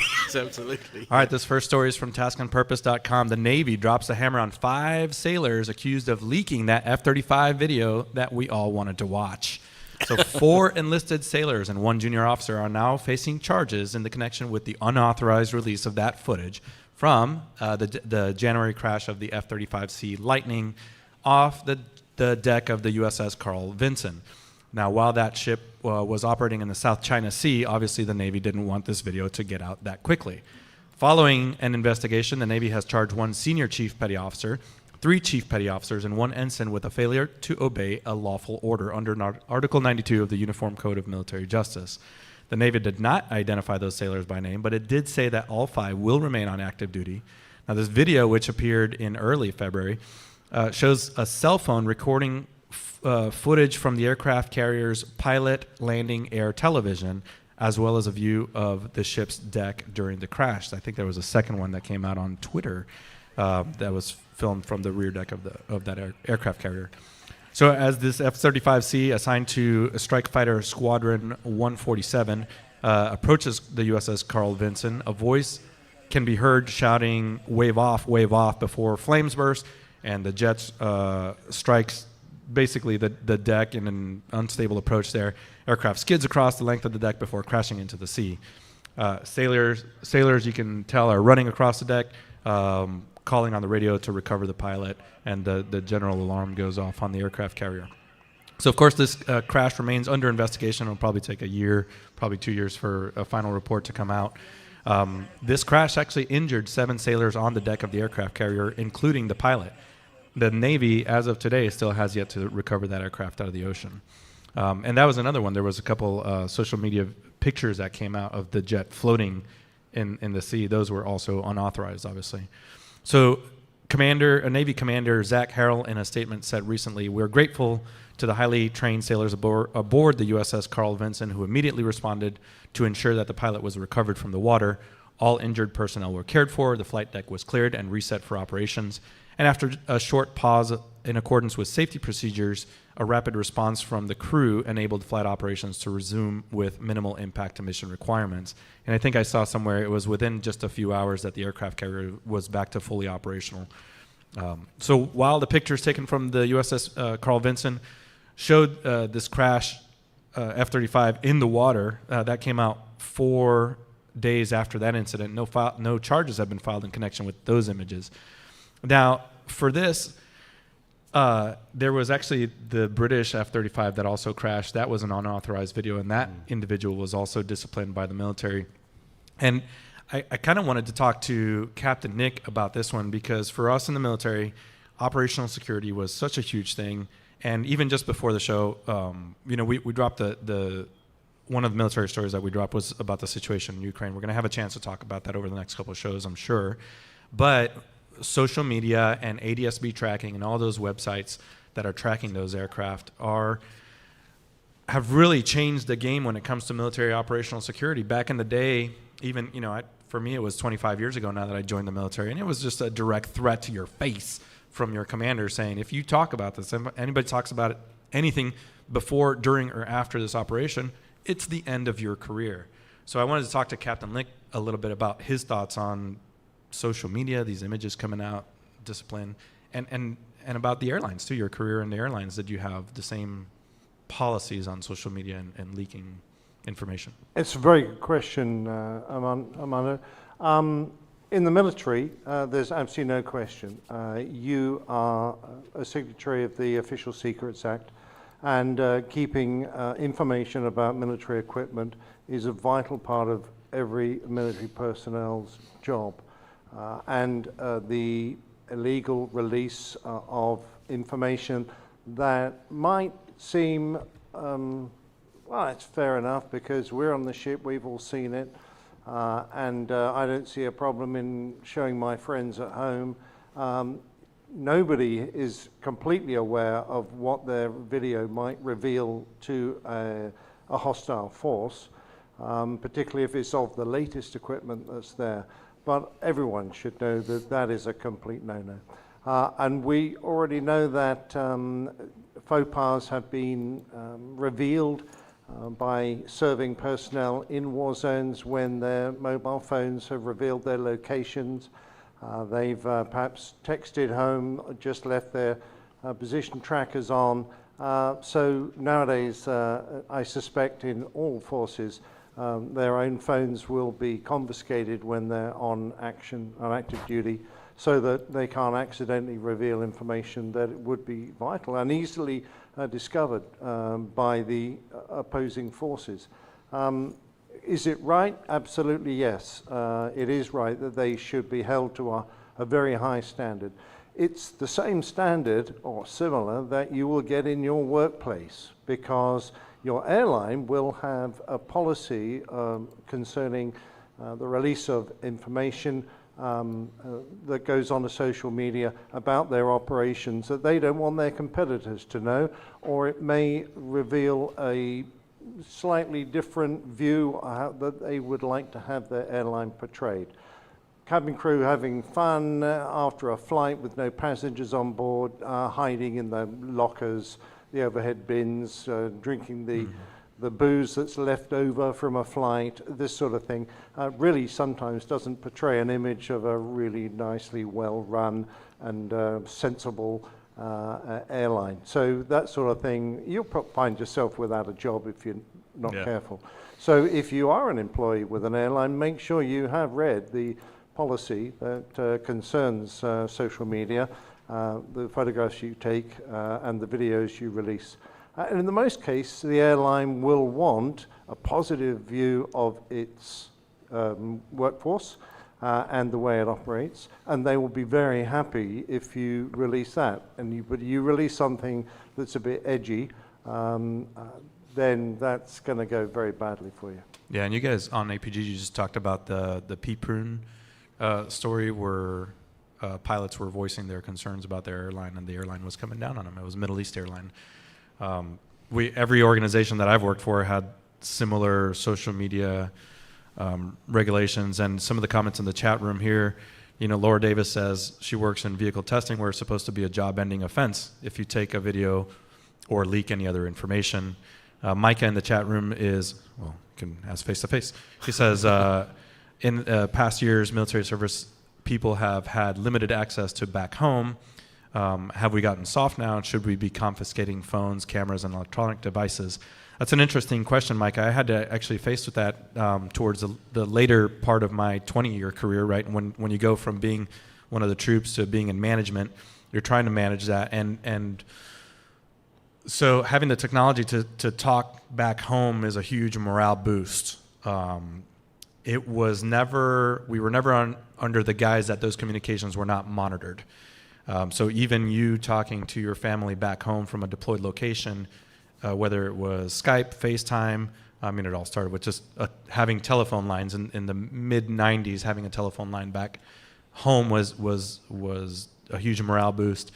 But all of those communications are monitored by your own forces for operational security, and everybody knows that. I think the amount, this is my personal opinion, the amount of negative incidents do not outweigh the positive morale that comes from having those communications. That being said, I did multiple deployments to Iraq, and the first thing that when people came in country, we had a little locking zip bag, and all of their cell phones, hard drives, thumb drives, anything, all went into that package.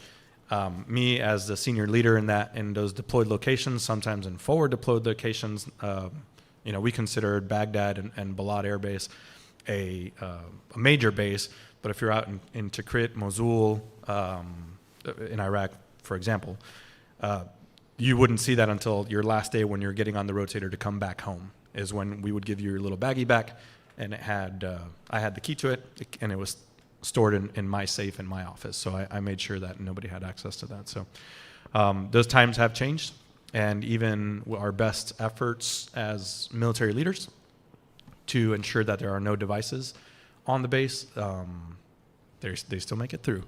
But hey, a cell phone is going to connect to a cell tower, and we know who's on those cell phone towers. So the moment we see a U.S. registered cell phone pop up, it's a very short timeline between between it popping up and you finding that individual and saying, shouldn't have done that. Self-critiquing moment right here, but. So Dave Homewood is actually saying in the chat room here, he's saying, during my 1991 training in the RNZAF, we were shown the footage of USS Forrestal on fire and were then told it was still classified, despite happening in 1967. It's now in the public today. Yeah. Wow. Yeah, eventually something will time out, and it's usually around 30 years unless something's particularly sensitive.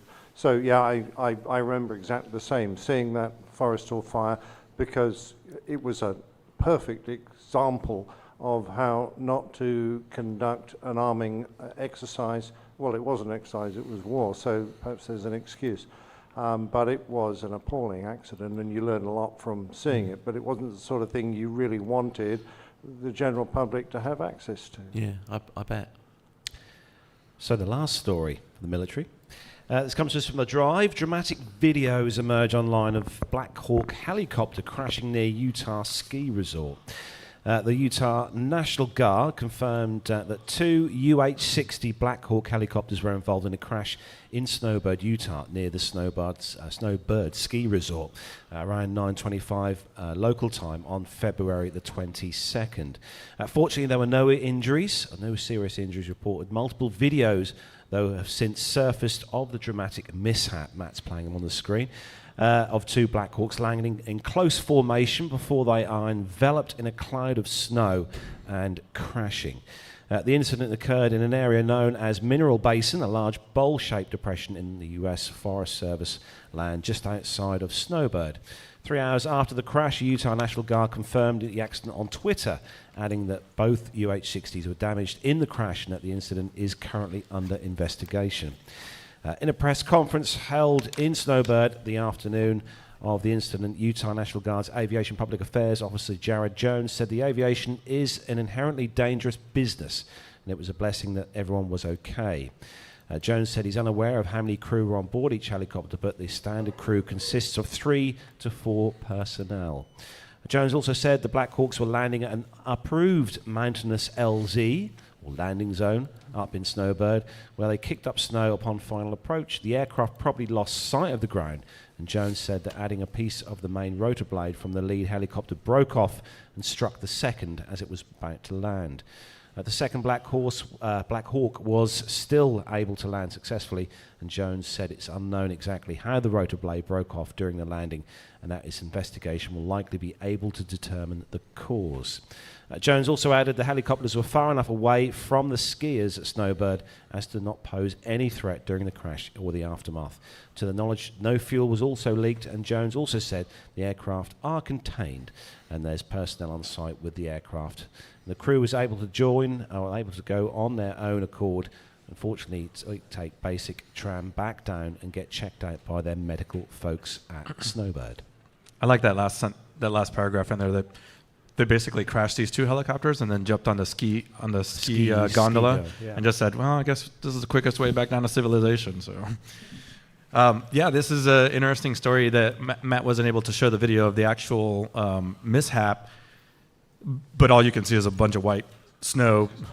Yeah, Mother Nature classified that one for us because it was just a whiteout condition. Nobody was injured. The guys apparently just got out and just kind of traipsed around the snow and probably weren't expecting that to happen at that point. For me, when I first saw this, I said, well, we used to practice in all kinds of different landing zones. For the Utah National Guard, this is a regular mission for them. They do rescue missions up there for hikers, hunters, pretty much anything out there. So it's important for them to be well-trained and proficient in flying in those kind of snow conditions. That being said, would I have chosen a landing zone at the bottom of a ski lift? I guess other than for the advantage of if you're going to crash it, you can take the gondola back down or ski back down. Would I have chosen that? Probably not. It probably adds a little bit more to the risk score of that mission. But we have somebody in the audience that's actually skied in Snowbird, or you were actually just there a couple weeks ago, right? I didn't actually ski at Snowbird that time around, but I've skied there plenty of times. For those who don't know, I grew up, Snowbird was the closest ski resort to where I lived when I lived in Utah for a number of years. And I'm very familiar with Mineral Basin. I'm very familiar with that lift, very familiar with that area. I did not realize that the Utah National Guard had a landing zone there for helicopters. It is not uncommon to see a lot of helicopters in the canyons there for a variety of reasons. They actually do heliskiing. So they'll pick up skiers kind of at the base of the mountain, take them to the top. They do not infrequently fly into the canyon to remove, rescue, retrieve folks who have very serious injuries and need to be transported very quickly to the local hospitals, and those who have become stranded in the backcountry somehow, either skiing, hiking, whatever. So yeah, I agree with your assessment. The need to be able to operate proficiently in these challenging environments is super important. But I think what I read about this particular landing zone, and I'm on APG, so if I got this wrong, it's our 50% rule. It said that the landing zone was about 150 meters from the ski area boundary.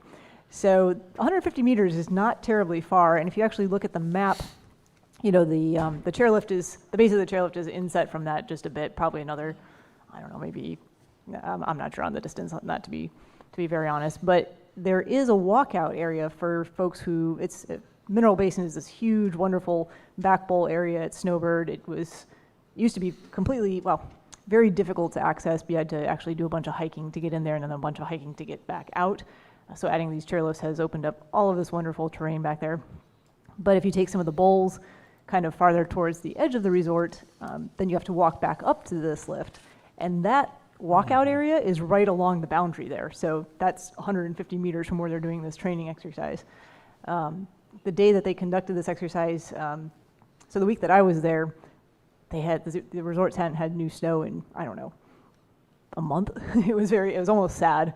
But they had just had new fresh snow, and you can see the effect of that when they go in to land in this area. We didn't show the video, but as they're getting closer to touching down, it just kicks up all of this fresh snow that's sitting on top of this hard pack, and it made the visibility very, very, very, it was difficult to see. Yeah. So, yeah, and again, we practiced for those conditions, but that was probably a higher risk mission than it needed to be for a Tuesday afternoon training mission. So exactly. I'm going to put him on the spot right now. Matthew C. did such a fine job talking about military the couple times that I wasn't on the show that I'm going to announce that no. I'm just kidding. Matt just got super nervous. No, you're always welcome to come on. I I actually enjoy listening to you talk about military because of your passion for military aircraft. But sorry to say that's all the military stories we have time for today. Over to you, Nev. Right. Oh, thanks. I appreciate Time that. for our final presenter. And he was going to be our first presenter, but he got stuck in some horrific traffic today. Neil Cloughley is Chief Executive Officer and founder of Faradair Aerospace Limited. Formed in 2014, Faradair has been a pioneer of the new sustainable aviation sector, and Neil, having spoken at events across the globe, is now widely regarded as an expert in hybrid electric flight and regional air mobility. It's my great pleasure to introduce you to Neil Cloughley.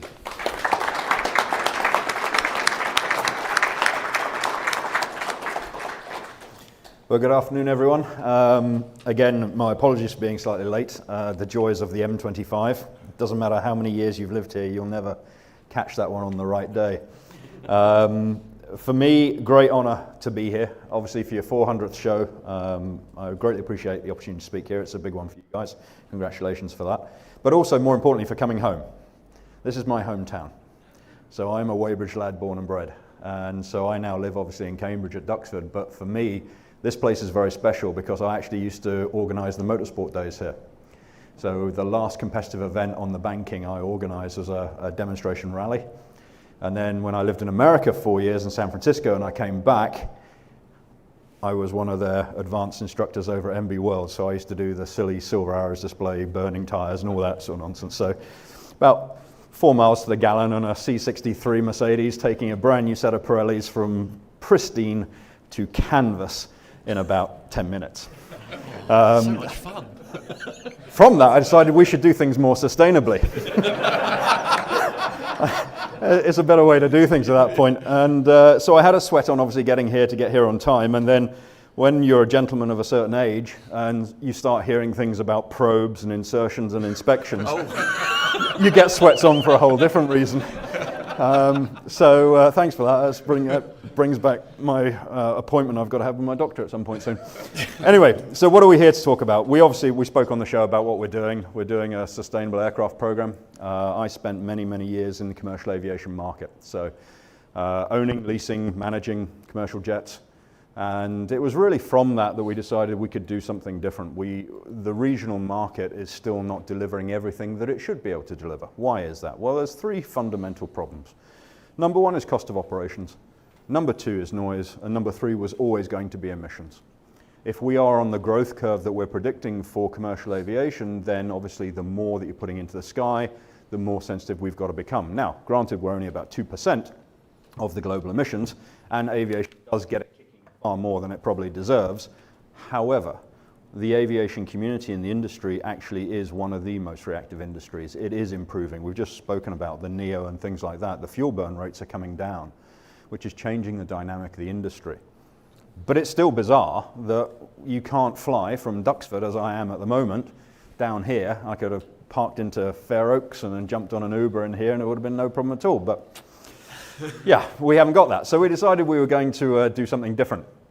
So we decided we were going to look at those 3 core problems and solve them. We didn't think we'd just come up with an aircraft and find a use for it. We'd actually look at an asset that would solve the problems. And so based on 30 years of research and R&D from my father's time, my father was a pioneer of the UAV sector. So basically he came up with pretty much the world's first combat UAV. It was a joined wing VTOL pusher. At the time, this was at the end of the 80s, early 90s, it was by far and away the most advanced UAV in the world. It was being designed for the US Navy and the US Air Force mid-range program. And unfortunately, when Gulf War I came along, caused a lot of problems with the contract he had going on in Turkey. Receiver called in, investors pulled the plug, and of course, as per usual, Americans came in, bought the assets to the company. That became the Outrider program. The Air Force then said, actually, you know what, we want our aircraft to go a little higher, a little further. So we'll split the wing, we'll go with a single wing, we'll take the VTOL that was like that, and we'll put it like that. And 4 years later, a little thing called the Predator appeared. So, but a lot of the joined wing work that was done at the time gave us some really interesting flight dynamics. It gave us the ability to do things for the US Navy specifically. It was more about flying aircraft into the back of a destroyer or a battleship or anything that had a helicopter pad. So basically they used to catch UAVs via nets. And sometimes it would hit the net, sometimes it would hit the ocean, sometimes it would hit somebody on the deck. It was deeply unsatisfactory. So what they wanted to do was have something that could come in with a decent payload at a slow enough flight speed that could hit the helipad and then be caught by a retaining net around the outside. So this aircraft would have done that. It had full active flaps, it had full disc brakes. It was by far and away the most advanced beastie out there. So a lot of the rationale behind that is what you're seeing here. So what we decided, we're going to create something that's quiet, affordable, sustainable. So just to the point of where we are right now, that is where we are right now. The very first Thomas Sopwith sheds were right here. The very first British designed aircraft of whole aircraft and propulsion was a triplane. So this town has got an awful lot of history to it in the first instance. The fact that it's my hometown and the fact that we're now doing what we're doing here, it's a special place. So I'm very, very delighted to be here. But we have a problem. We have a cultural problem. Having lived in the US for 4 years, America is great because there's 20 reasons why you can do something, and there's people prepared to put some money in their pocket to back you to make it happen. Why not? That's the way we should be. Here, that doesn't work like that. We've had a culture for many years which is, no, old boy, we don't do that. There's 20 reasons why you can't do something, and actually there'll be 5 people who'll go out their way to try and cripple your project. It's a bizarre culture problem that we have in this country. We are getting better, but it takes time. But all of these guys, Whittle, Mitchell, Barnes-Wallis, they've all encountered it, Cam, de Havilland, etc. And we are great pioneers and innovators in this country, especially within aerospace, right up there with the best. So it's about time that we started getting back there, I think. So how do we do that? So let's talk about that regional thing. So why is this model being looked at? Why are we looking at this quickly? Well, I just thought this would be a really simplistic thing. A typical Jetstream, British aircraft design from the past, but just a comparison there, small RJs, large RJs, and turboprops. And one of the things that people may not realize, obviously with a turboprop, fuel burns a lot less, which is great. But the big thing is maintenance costs on a turboprop. Maintenance cost is quite high. So for example, a turbine engine, you're looking at 1,800 hours. You'll do your hot section inspection, 3,000 hours. You'll do your overhaul. Well, hot section, what, $40,000 roughly, do that? Overhaul, about $500,000. You'll do that 3 times, and then you do a major overhaul where you replace the disc stack, you're 800,000. So for an engine that costs you 1.2 million over, say, 30,000 hours, that's going to cost you somewhere in the region of 7.5 to 8 million to operate that one engine in just maintenance cost. Now do you understand why cost of operation is such a major part of why we don't fly regionally? Okay? There are regional airlines, but it's not commonplace. People don't use it like a bus because it's simply too expensive. So, how does that change with sustainability? Electric motors. Well, again, I've had the great pleasure when I was in the US, I drove the first Tesla prototype in 2008. There was a place called the Candy Store. It's a private members club.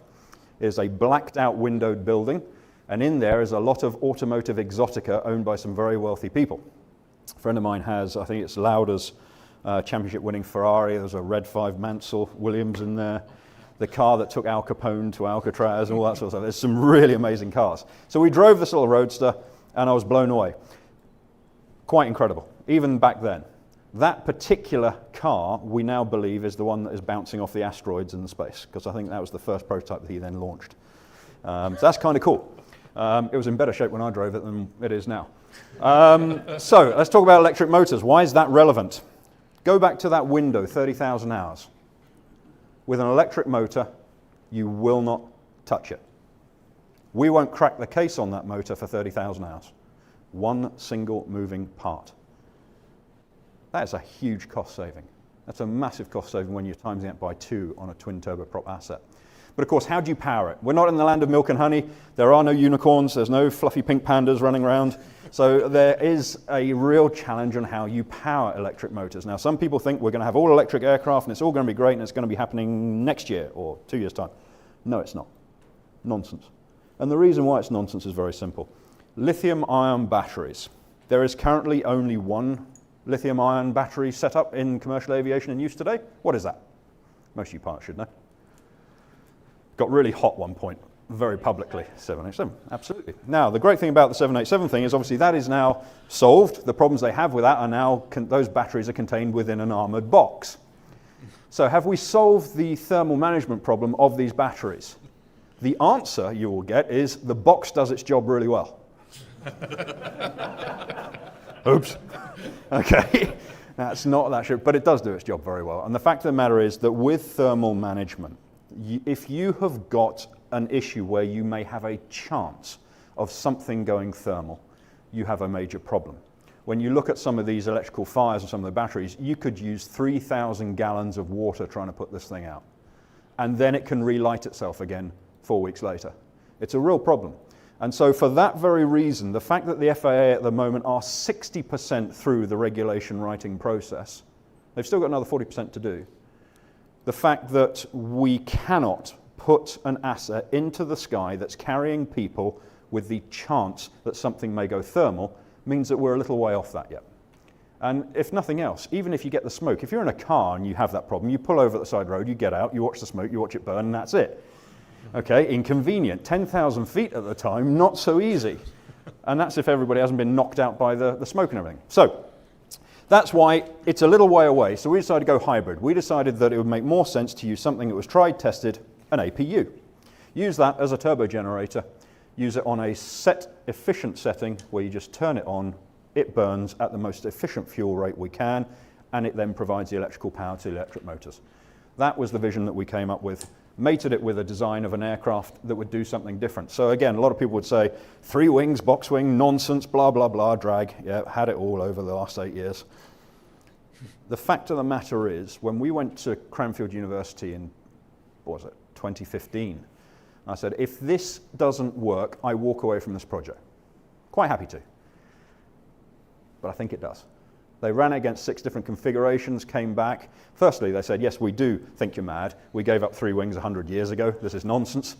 4 months later, they came back and went, huh, it works. I said, well, I knew that 30 years ago, but I just needed you to verify it now so that we could push on. So what we've now done is pushed on with Ben Evans down in Swansea. Ben is the guy who's responsible for the aerodynamics of the Bloodhound land speed record car. If you can keep a car on the ground at 1,000 miles an hour, that's a special set of aero skills. Now, what you want to do is now make this asset jump off the ground as quick as possible. He's the right man to put on the job. And he's been working on it and working with us. We've had the guys in charge of the F-35 integration program for the Royal Navy and the Air Force. He's been involved in this program as well. All of which are convinced about what we have here, which is a hugely exciting little aeroplane. So what do we have? Well, we have something at the moment that is going to be changing. So just as an update from where we were, we've been building the team since we moved into Duxford.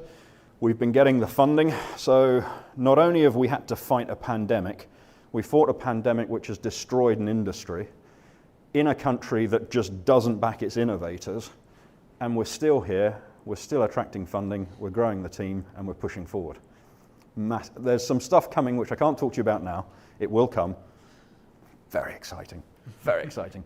But it's been a hard road. It's been a really, really tough grind, and it's come at a hell of a price. But what do we have? We have an asset that in theory, at this moment in time, we're targeting a 300-meter runway operation of up to 5 tons of payload.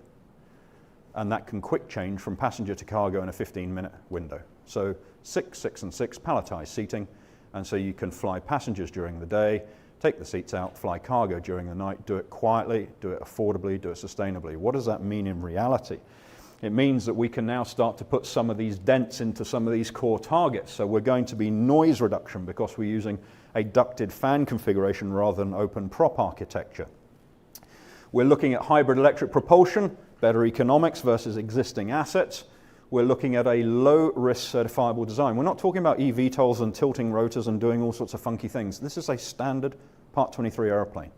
It has a type-certified power source. It sits in the tail cone of an Airbus A380 currently. So that's the type of technology that we're using that we know that the regulator can go, okay, I get my head around this, this is sensible. The only bit that's different, obviously, is using the electric motors, and then obviously the power pack that you use in between that. Then, of course, you can look at how do we actually make this aircraft future-proof? Well, of course, this is the here and now. This is the first step. Do we think that full net zero is coming? Absolutely. Are batteries going to improve? Yes, they are. Is hydrogen going to be an option? Yes, it might be. Is an other power source coming? Absolutely. There will be something coming that's completely out there that we haven't even seen yet. So what we've done is create an aircraft that has basically got a box of power. Take that box of power out, replace it with a different box of power, it is still an electric airplane. And that's how we've designed this aircraft, so it's got longevity. Take one out, replace it with the other, keep flying it. So basically, the big bit that is really exciting is no infrastructure. We will fly this aircraft on SAFs, or Jet A, or whatever you have. There is no electrical infrastructure need to be put in, there's no hydrogen infrastructure needs to be put in. We will go into all existing airfields everywhere around the world. 5,700 odd in the US, I think.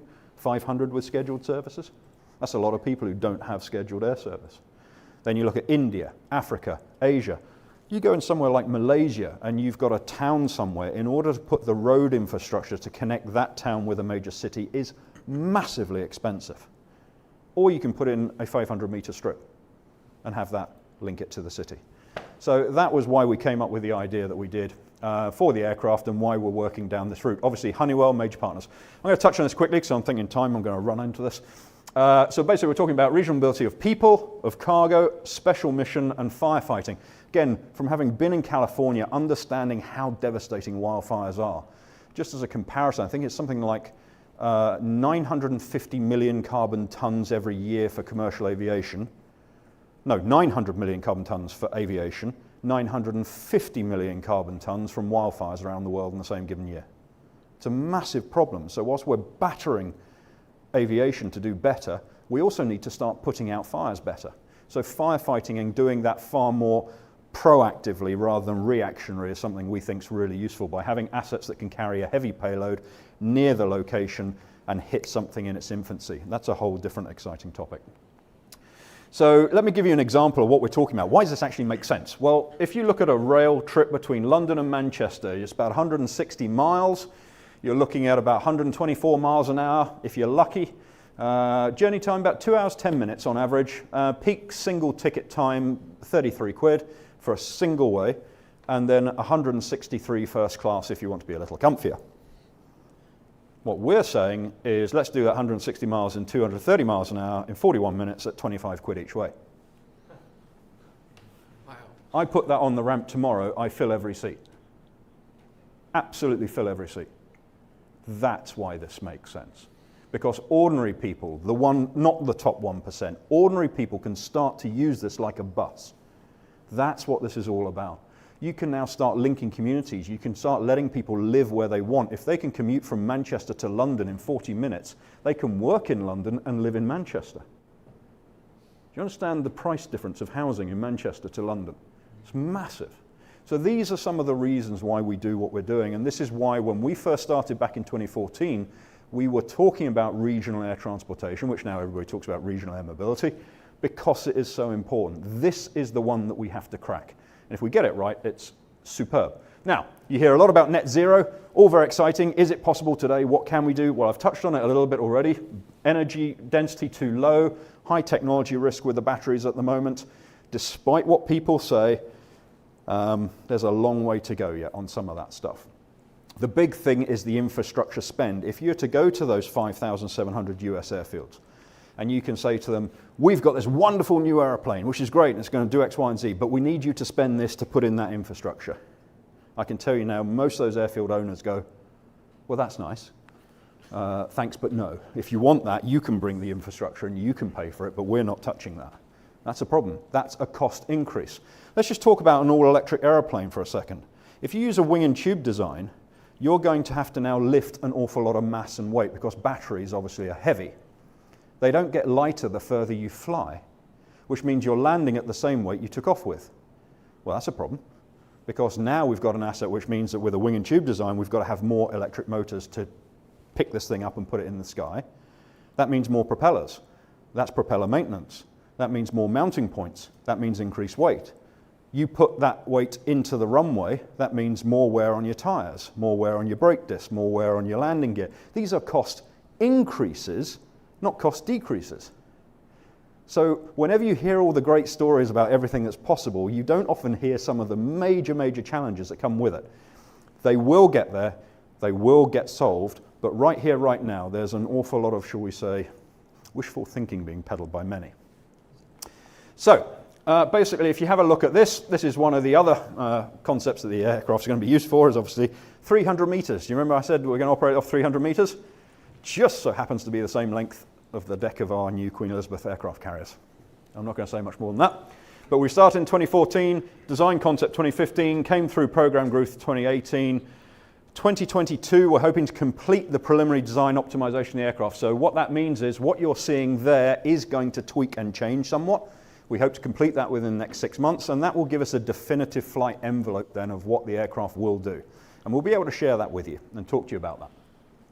Then we go into what we call prototype development, where we're going into 2 years of structural engineering. We will tear this thing apart and put as many type certified components that exist on the shelf today on the aircraft, tweak the design accordingly to make that fit.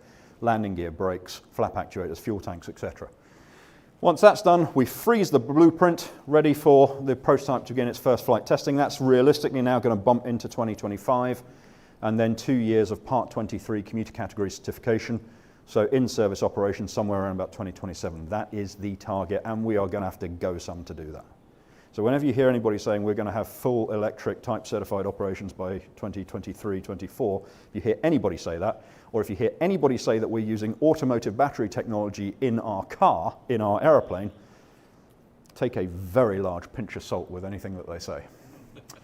Obviously, I think it looks quite cool on the deck of the carrier. I think it looks a very, very good piece of kit. But again, with the current climate at the moment, it could be very, very useful in the future. We will have full autonomous flight capability. The systems being used for the aircraft are actually already flying in the US. So the aircraft will be fully autonomous. So from an unmanned perspective, from a logistics perspective, it's a really interesting proposition. We are signatory to the Prince Charles's Climate Sustainable Market Initiative. I never get that one out. Which came around from COP26. And as you can see, some of the partners that we have involved, the likes of Honeywell, Dunlop, the guys at Nova Systems, Cambridge Consultants, MagniX. MagniX obviously been flying an awful lot with their electric motors, and they're really pushing the boundaries. So we've got more partners coming in. They're going to be announced fairly soon. It's an exciting time, but yeah, it's been a roller coaster. It's been wild. So that's basically what it's all about. It's amazing to have come from a journey of being a youngster here in Weybridge with have an interest in aviation, seen my father do his business, have my motorsport interest here, and now come back here to celebrate with you guys on this 400 show. So it's a really nice circle. So I greatly appreciate it, and I'm happy to have any questions that you want. Most of it. I'll start out. When we were at the end of every year, the four of us pick our favorite segments of that year.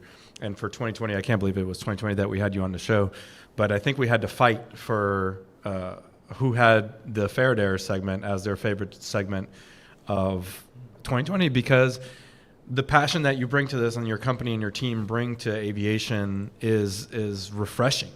And to have a CEO that is so passionate about aviation is so unique, because I've worked in quite a few companies, especially since leaving the military, that the investor side, the management side, the corporate suite is so separated from the practical application and the operations side of the house. And we all have always noted that your passion for aviation is, I can only imagine the corporate culture that you guys have up in Duxford, and I'm sure anybody in here would love to go work up there any day. And one of the things that struck me from your interview in 2020 was how you were tackling conventional thinking when it came to pilot training and certification, because none of the traditional regulatory things were written for this kind of aircraft. And that was one of the things that I've been wondering over the past couple of years. How has Faraday, how has your team advanced that? What steps have you made in breaking that conventional thinking when it came to either training or certification? Well, I mean, this is part of the reason why we pick partners and you work with partners, because you can't do it all yourself. Any company that thinks it can do it all itself is going to die. Your burn rate will go off through the roof and you will collapse. So having partners like MagniX working through with the FAA on what they're doing, so getting their special condition so that they can actually understand and help them shape the regulations of how you operate, how you train, how you use this, huge for us. That's why it's very important to select a partner like that. Then you look at the likes of Nova Systems. Nova, been there, done it.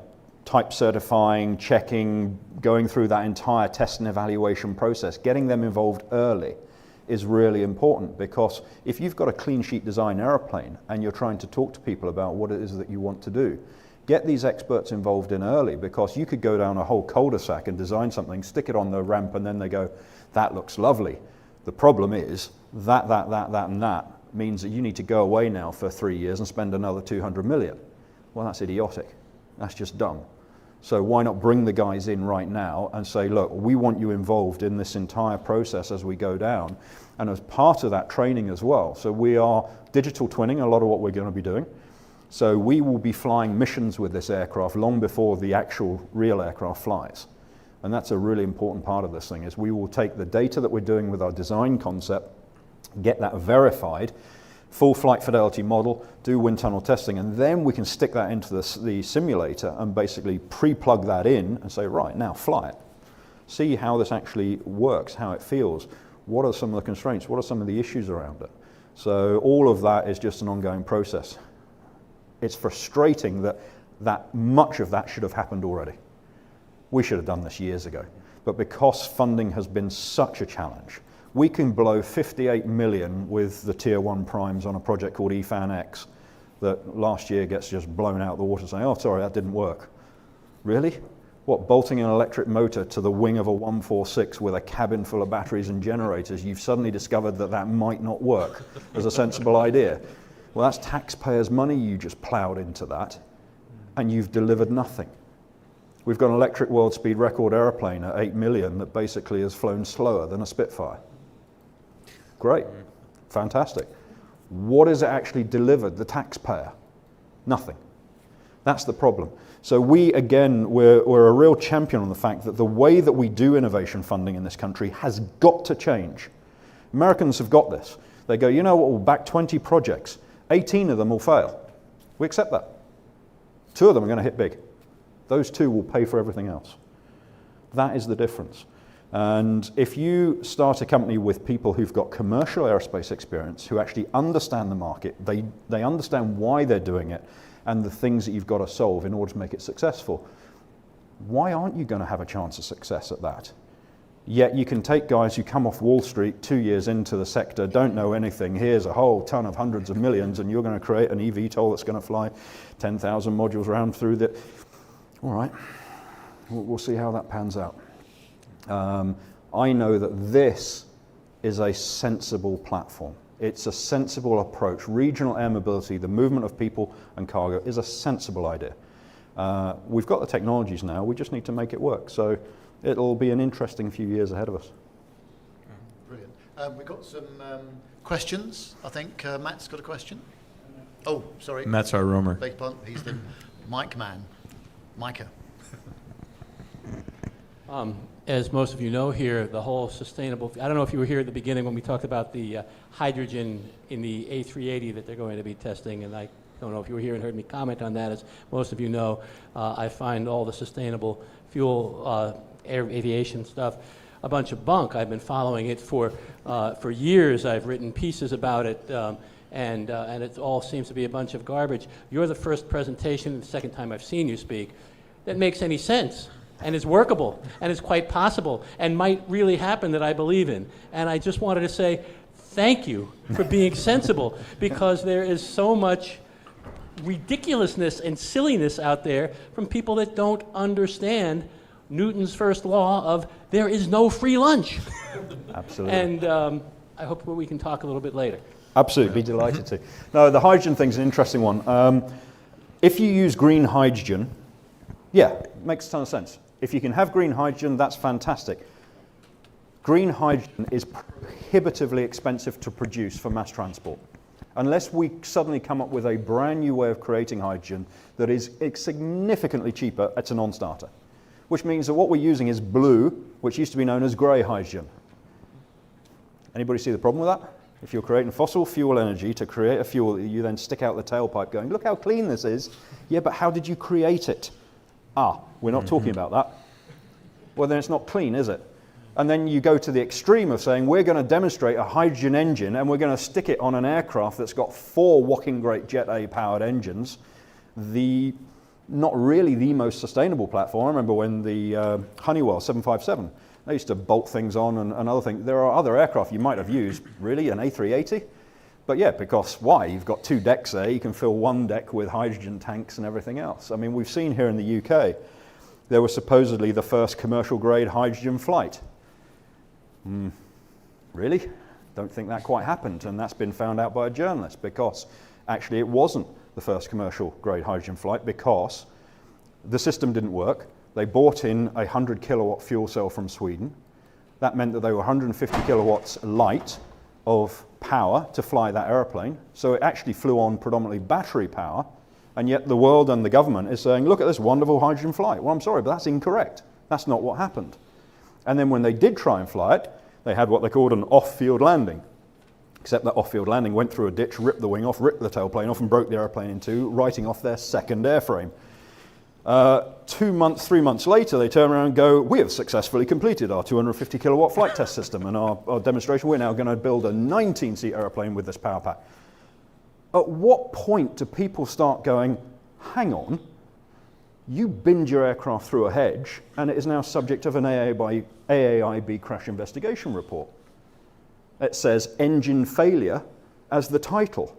That prohibits you from putting out a press release several months later saying we successfully completed our flight test program. And yet it goes on. What do? We then give them another 12 million. So yeah, fantastic, well done, crack on. It's bizarre. So I don't get it, but the problem is oil and gas industry is hugely powerful. A lot of this is being pushed from that.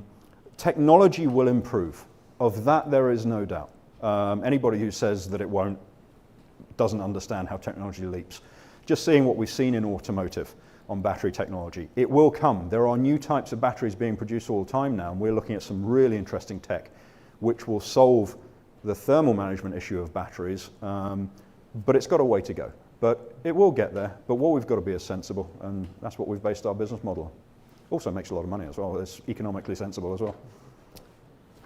Yeah, Neil, I loved the chat. Thank you very much indeed. I've got lots of questions, but just one perhaps. Your 3-wing design, was that to create a form of high aspect ratio that would be impractical if you use 1 wing, or is there some clever aerodynamic trick you've worked out for your triple wing? Yeah, I mean, basically the idea was, because the aircraft isn't just being designed as a passenger aircraft. So this aircraft has always, it's come from UAV heritage, so it's come from a military background. The plan was always it would have a multi-use life. So in a multi-use environment, if, say, you wanted to land the aircraft on an autobahn or a road to supply people, or go into some dirt strip area where there may be a restricted area, if you had a great big long wing to give you the same lift profile, may not be convenient. So having a real compact footprint was a real driving factor for us. So how did we create as much lift as possible in as tight a footprint as possible? Now, some people say, well, what about the whole drag profile, and why are you so worried about lift and everything? We knew that if you're going to go ducted fan to keep something quiet, you've got up to about 220 knots before that ducted fan starts acting like a giant parachute. Up to that point, it's more thrust efficient than an open prop. Beyond 220 knots, you need to use an open prop. Otherwise, you're just dragging a parachute. So we knew that speed, it was never going to be the fastest thing in the world. We knew that in order to keep costs down, to meet our cost objective, this would be an unpressurized aircraft. We knew there was no point going up into the main commercial airspace, so staying in the local GA airspace meant that we've now got up to sort of 14,000. So it was really up and down. Most missions will be probably 2 hours max.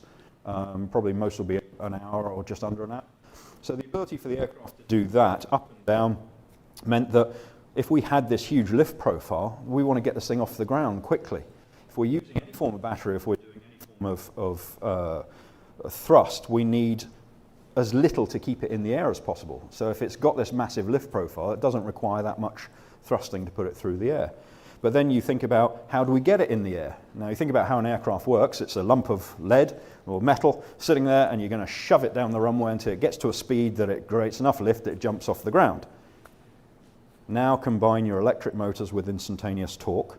Now understand that our landing gear will have motors in, so it will be propelled in the landing gear. And if you've ever driven a Tesla, 15 years ago, if you said to somebody that a four-door saloon would out-accelerate a Lamborghini, you'd be laughed out the room. Have you sat in a Tesla four-door saloon at the moment? It's like, holy God. Yeah. Boom! And I'm a motorsport guy. I've rallied for many years, and I think these things are quick. So from that perspective, when you combine that ability to get something moving really quickly with a high lift profile, it means you jump off the ground really quickly. If you can carry more weight than the existing assets, that means that we can carry some extra batteries and do the same mission profile as an existing asset, but do more. And what it gives you is flexibility. It means that if I want to carry an asset that has got all fuel on board, so we pack the fuselage with fuel, we pack the wings with fuel, and I just put a camera on it and I leave it up there for over 24 hours loitering. That's an option. So basically the design was one that we knew could tick a lot of boxes from a lot of areas, and I'm not an aircraft design engineer, that's why I hand it to people and say, does that make sense? I've seen it sort of worked on 30 years ago as a principle. Can we do something with that? And they said yes. So that's why we're there. Finally, you portray it as possibly being used as competition for trains and the like, but for that you're going to have to land in all weathers. So the sort of airfields you're looking to operate from don't have Cat 3 ILSs. What is your plan there? Basically, that is one of the core challenge areas. In order for us to grow this network in terms of the ability for the aircraft to operate, how we operate into those airfields is going to be something that has to be discussed with the authorities. It's a case of either we're going to put in more infrastructure around all these airfields to enable these things to happen. We go back to the electrical argument then, which is you're spending a bunch of infrastructure to make this happen. Or do you give the aircraft itself enough systems capability that it can land in all these remote locations with clearance to do so? And we're using the very latest state-of-the-art flight avionics out of Honeywell. So that is one of our core challenge areas. Obviously, initially, you'll be operating out of the larger GA airfields, places like Oxford or Staverton or things like that, so real comprehensive airfields. But when you start getting to the really remote stuff, that may be a little bit further down the line, but we'll get there. Pips, can I ask a question? Yes. No. Yes. Here we go. Thank you. Fascinating project. Really interesting. And clearly you passionately believe it's workable. I'm curious as to who else believes in it as much as you do. Are you able to share with us who is financially backing this? What sort of people are investing in this? No. However, there is news coming very soon. We've been working on something for months now. In fact, over the last year, pulling our first round of major funding in to complete the design op. That's days away from signature completion. They're what, sorry? They're not Russians. They're definitely not. No. And I tell you, whilst we joke about it, it is something that is really difficult to do, because if you are operating in an environment where funding is really difficult to get, and then you get this group come and say, we're interested in funding you, and maybe that money comes from China, or maybe it comes from Russia, or maybe it comes from somewhere else. When you're talking about working with the armed forces, like the RAF, etc., then instantly that funding source, not possible. So your filter gets even narrower as to what you can get funding from. It's a real problem. But it's there to be almost just completed. Once it's done, that's the snowball that starts rolling. We're already talking with institutional investors about our next round. They can only invest in certain packet sizes, so they can't do seed stuff or low-level stuff. But once you start getting sort of 10 to 30, 50 million, that's when they step in. So we currently have got a long list of people who are ready to come in at that point. They need us to prove the design concept, get that work done, demonstrate the exact flight envelope capability of the aircraft, and then they're prepared to do the next bit. So we've got time to just squeeze in a couple more questions, if that's okay. So hands up, anybody who's got any last questions they'd like to? Okay, hang on, Matt. Ooh.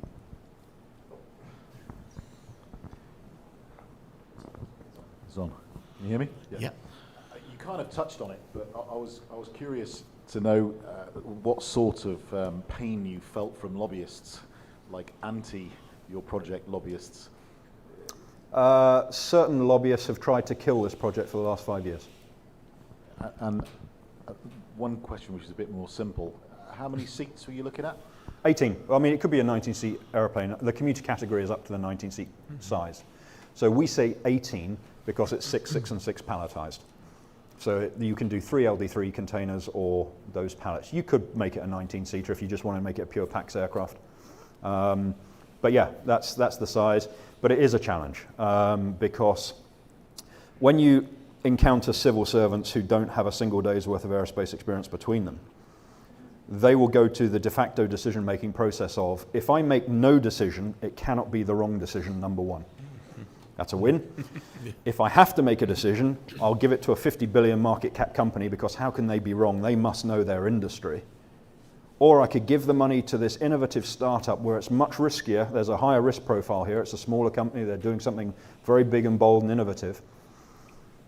But if that fails, my neck and my name is on this piece of paper. So I tell you what, why don't we get rid of that option? Let's go back to option 1 and 2.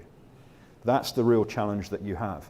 And yeah, it is a problem here. We live in a world now where lobbyists have got far too much power, where they can come in and say, we're going to do this, we do that. Why? Well, because we've got 9,000 jobs here that we're going to just stick on the table.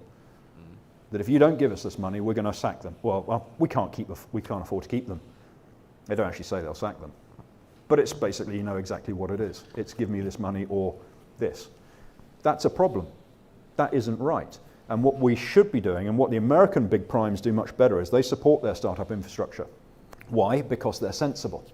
They realize the fact that a startup company can do something for a fraction of the price that they can't possibly do because their infrastructure is too big. So we'll back you a little bit of coin. You go away and do that work. If that looks good, we're going to just take a chunk of you for a fraction of the price that we could have done that ourselves. That's sensible economics. Yet here we seem to have an attitude of, oh, but we've been doing this for years, chaps, and we're the top of the tree here in aerospace, and we'd far rather throw 50 million at this project to decide something that you could probably do for 5. Okay. Don't understand it. Hiya. I'm not sure how far your remit goes in terms of the manufacturing side, but in terms of pilot training, where do you see yourself sitting in? Armando was talking a couple of weeks ago on an episode about how in America you've got the regional stuff and then you graduate on upwards. Do you see a similar thing here of, let's say, the newly trained pilots as you start off regional, then graduate up? Or is it literally just a bolt-on to the side of the normal commercial as it is at the moment?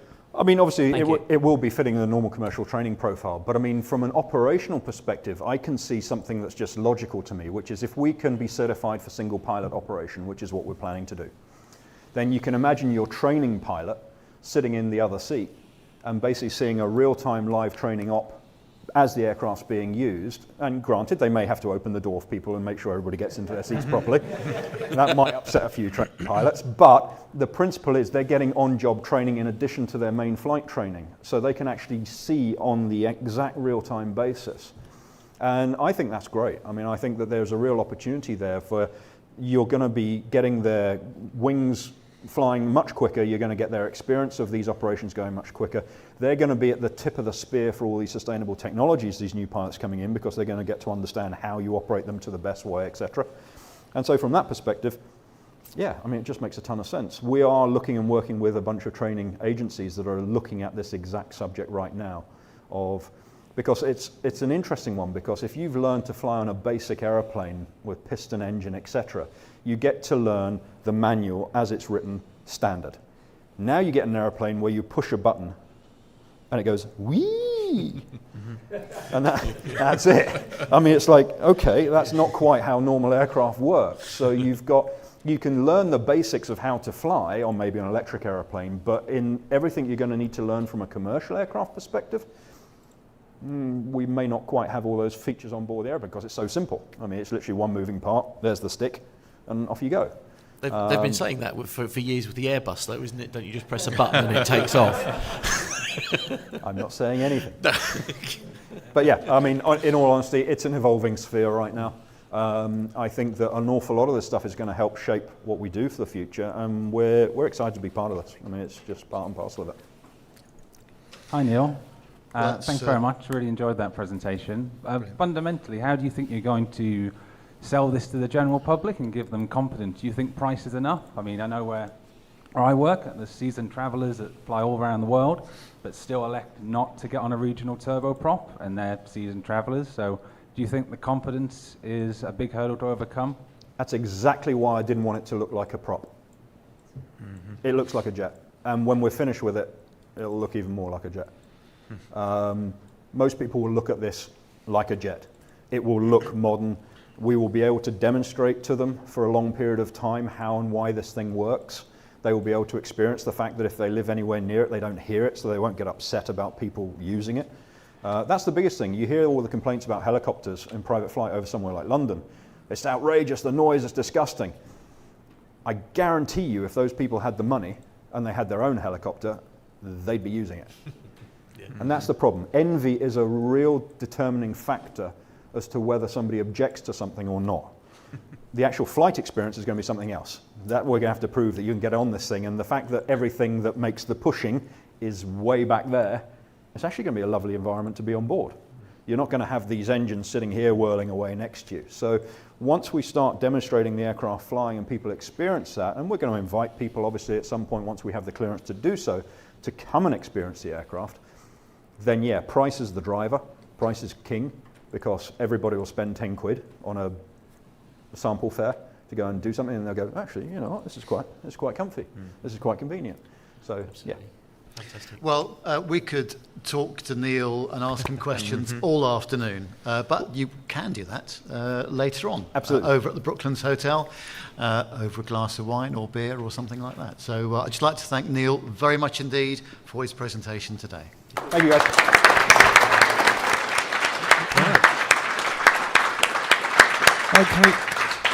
Okay then.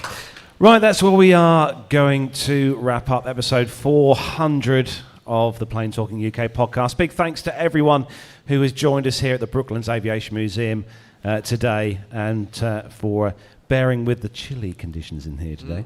And also big thanks to everyone who's joined us on the YouTube live stream as well this afternoon for the show. Big thanks to you all as well for joining us. So that's it, guys and girls. Thank you for tuning in. Thanks for watching, and thanks for being here. From me, Carlos here, from Nev, Matt, Armando, thank you everyone for joining us today, and take care and all the very best, and we'll see you all again soon. Take Bye, care, everyone. everyone. Bye-bye.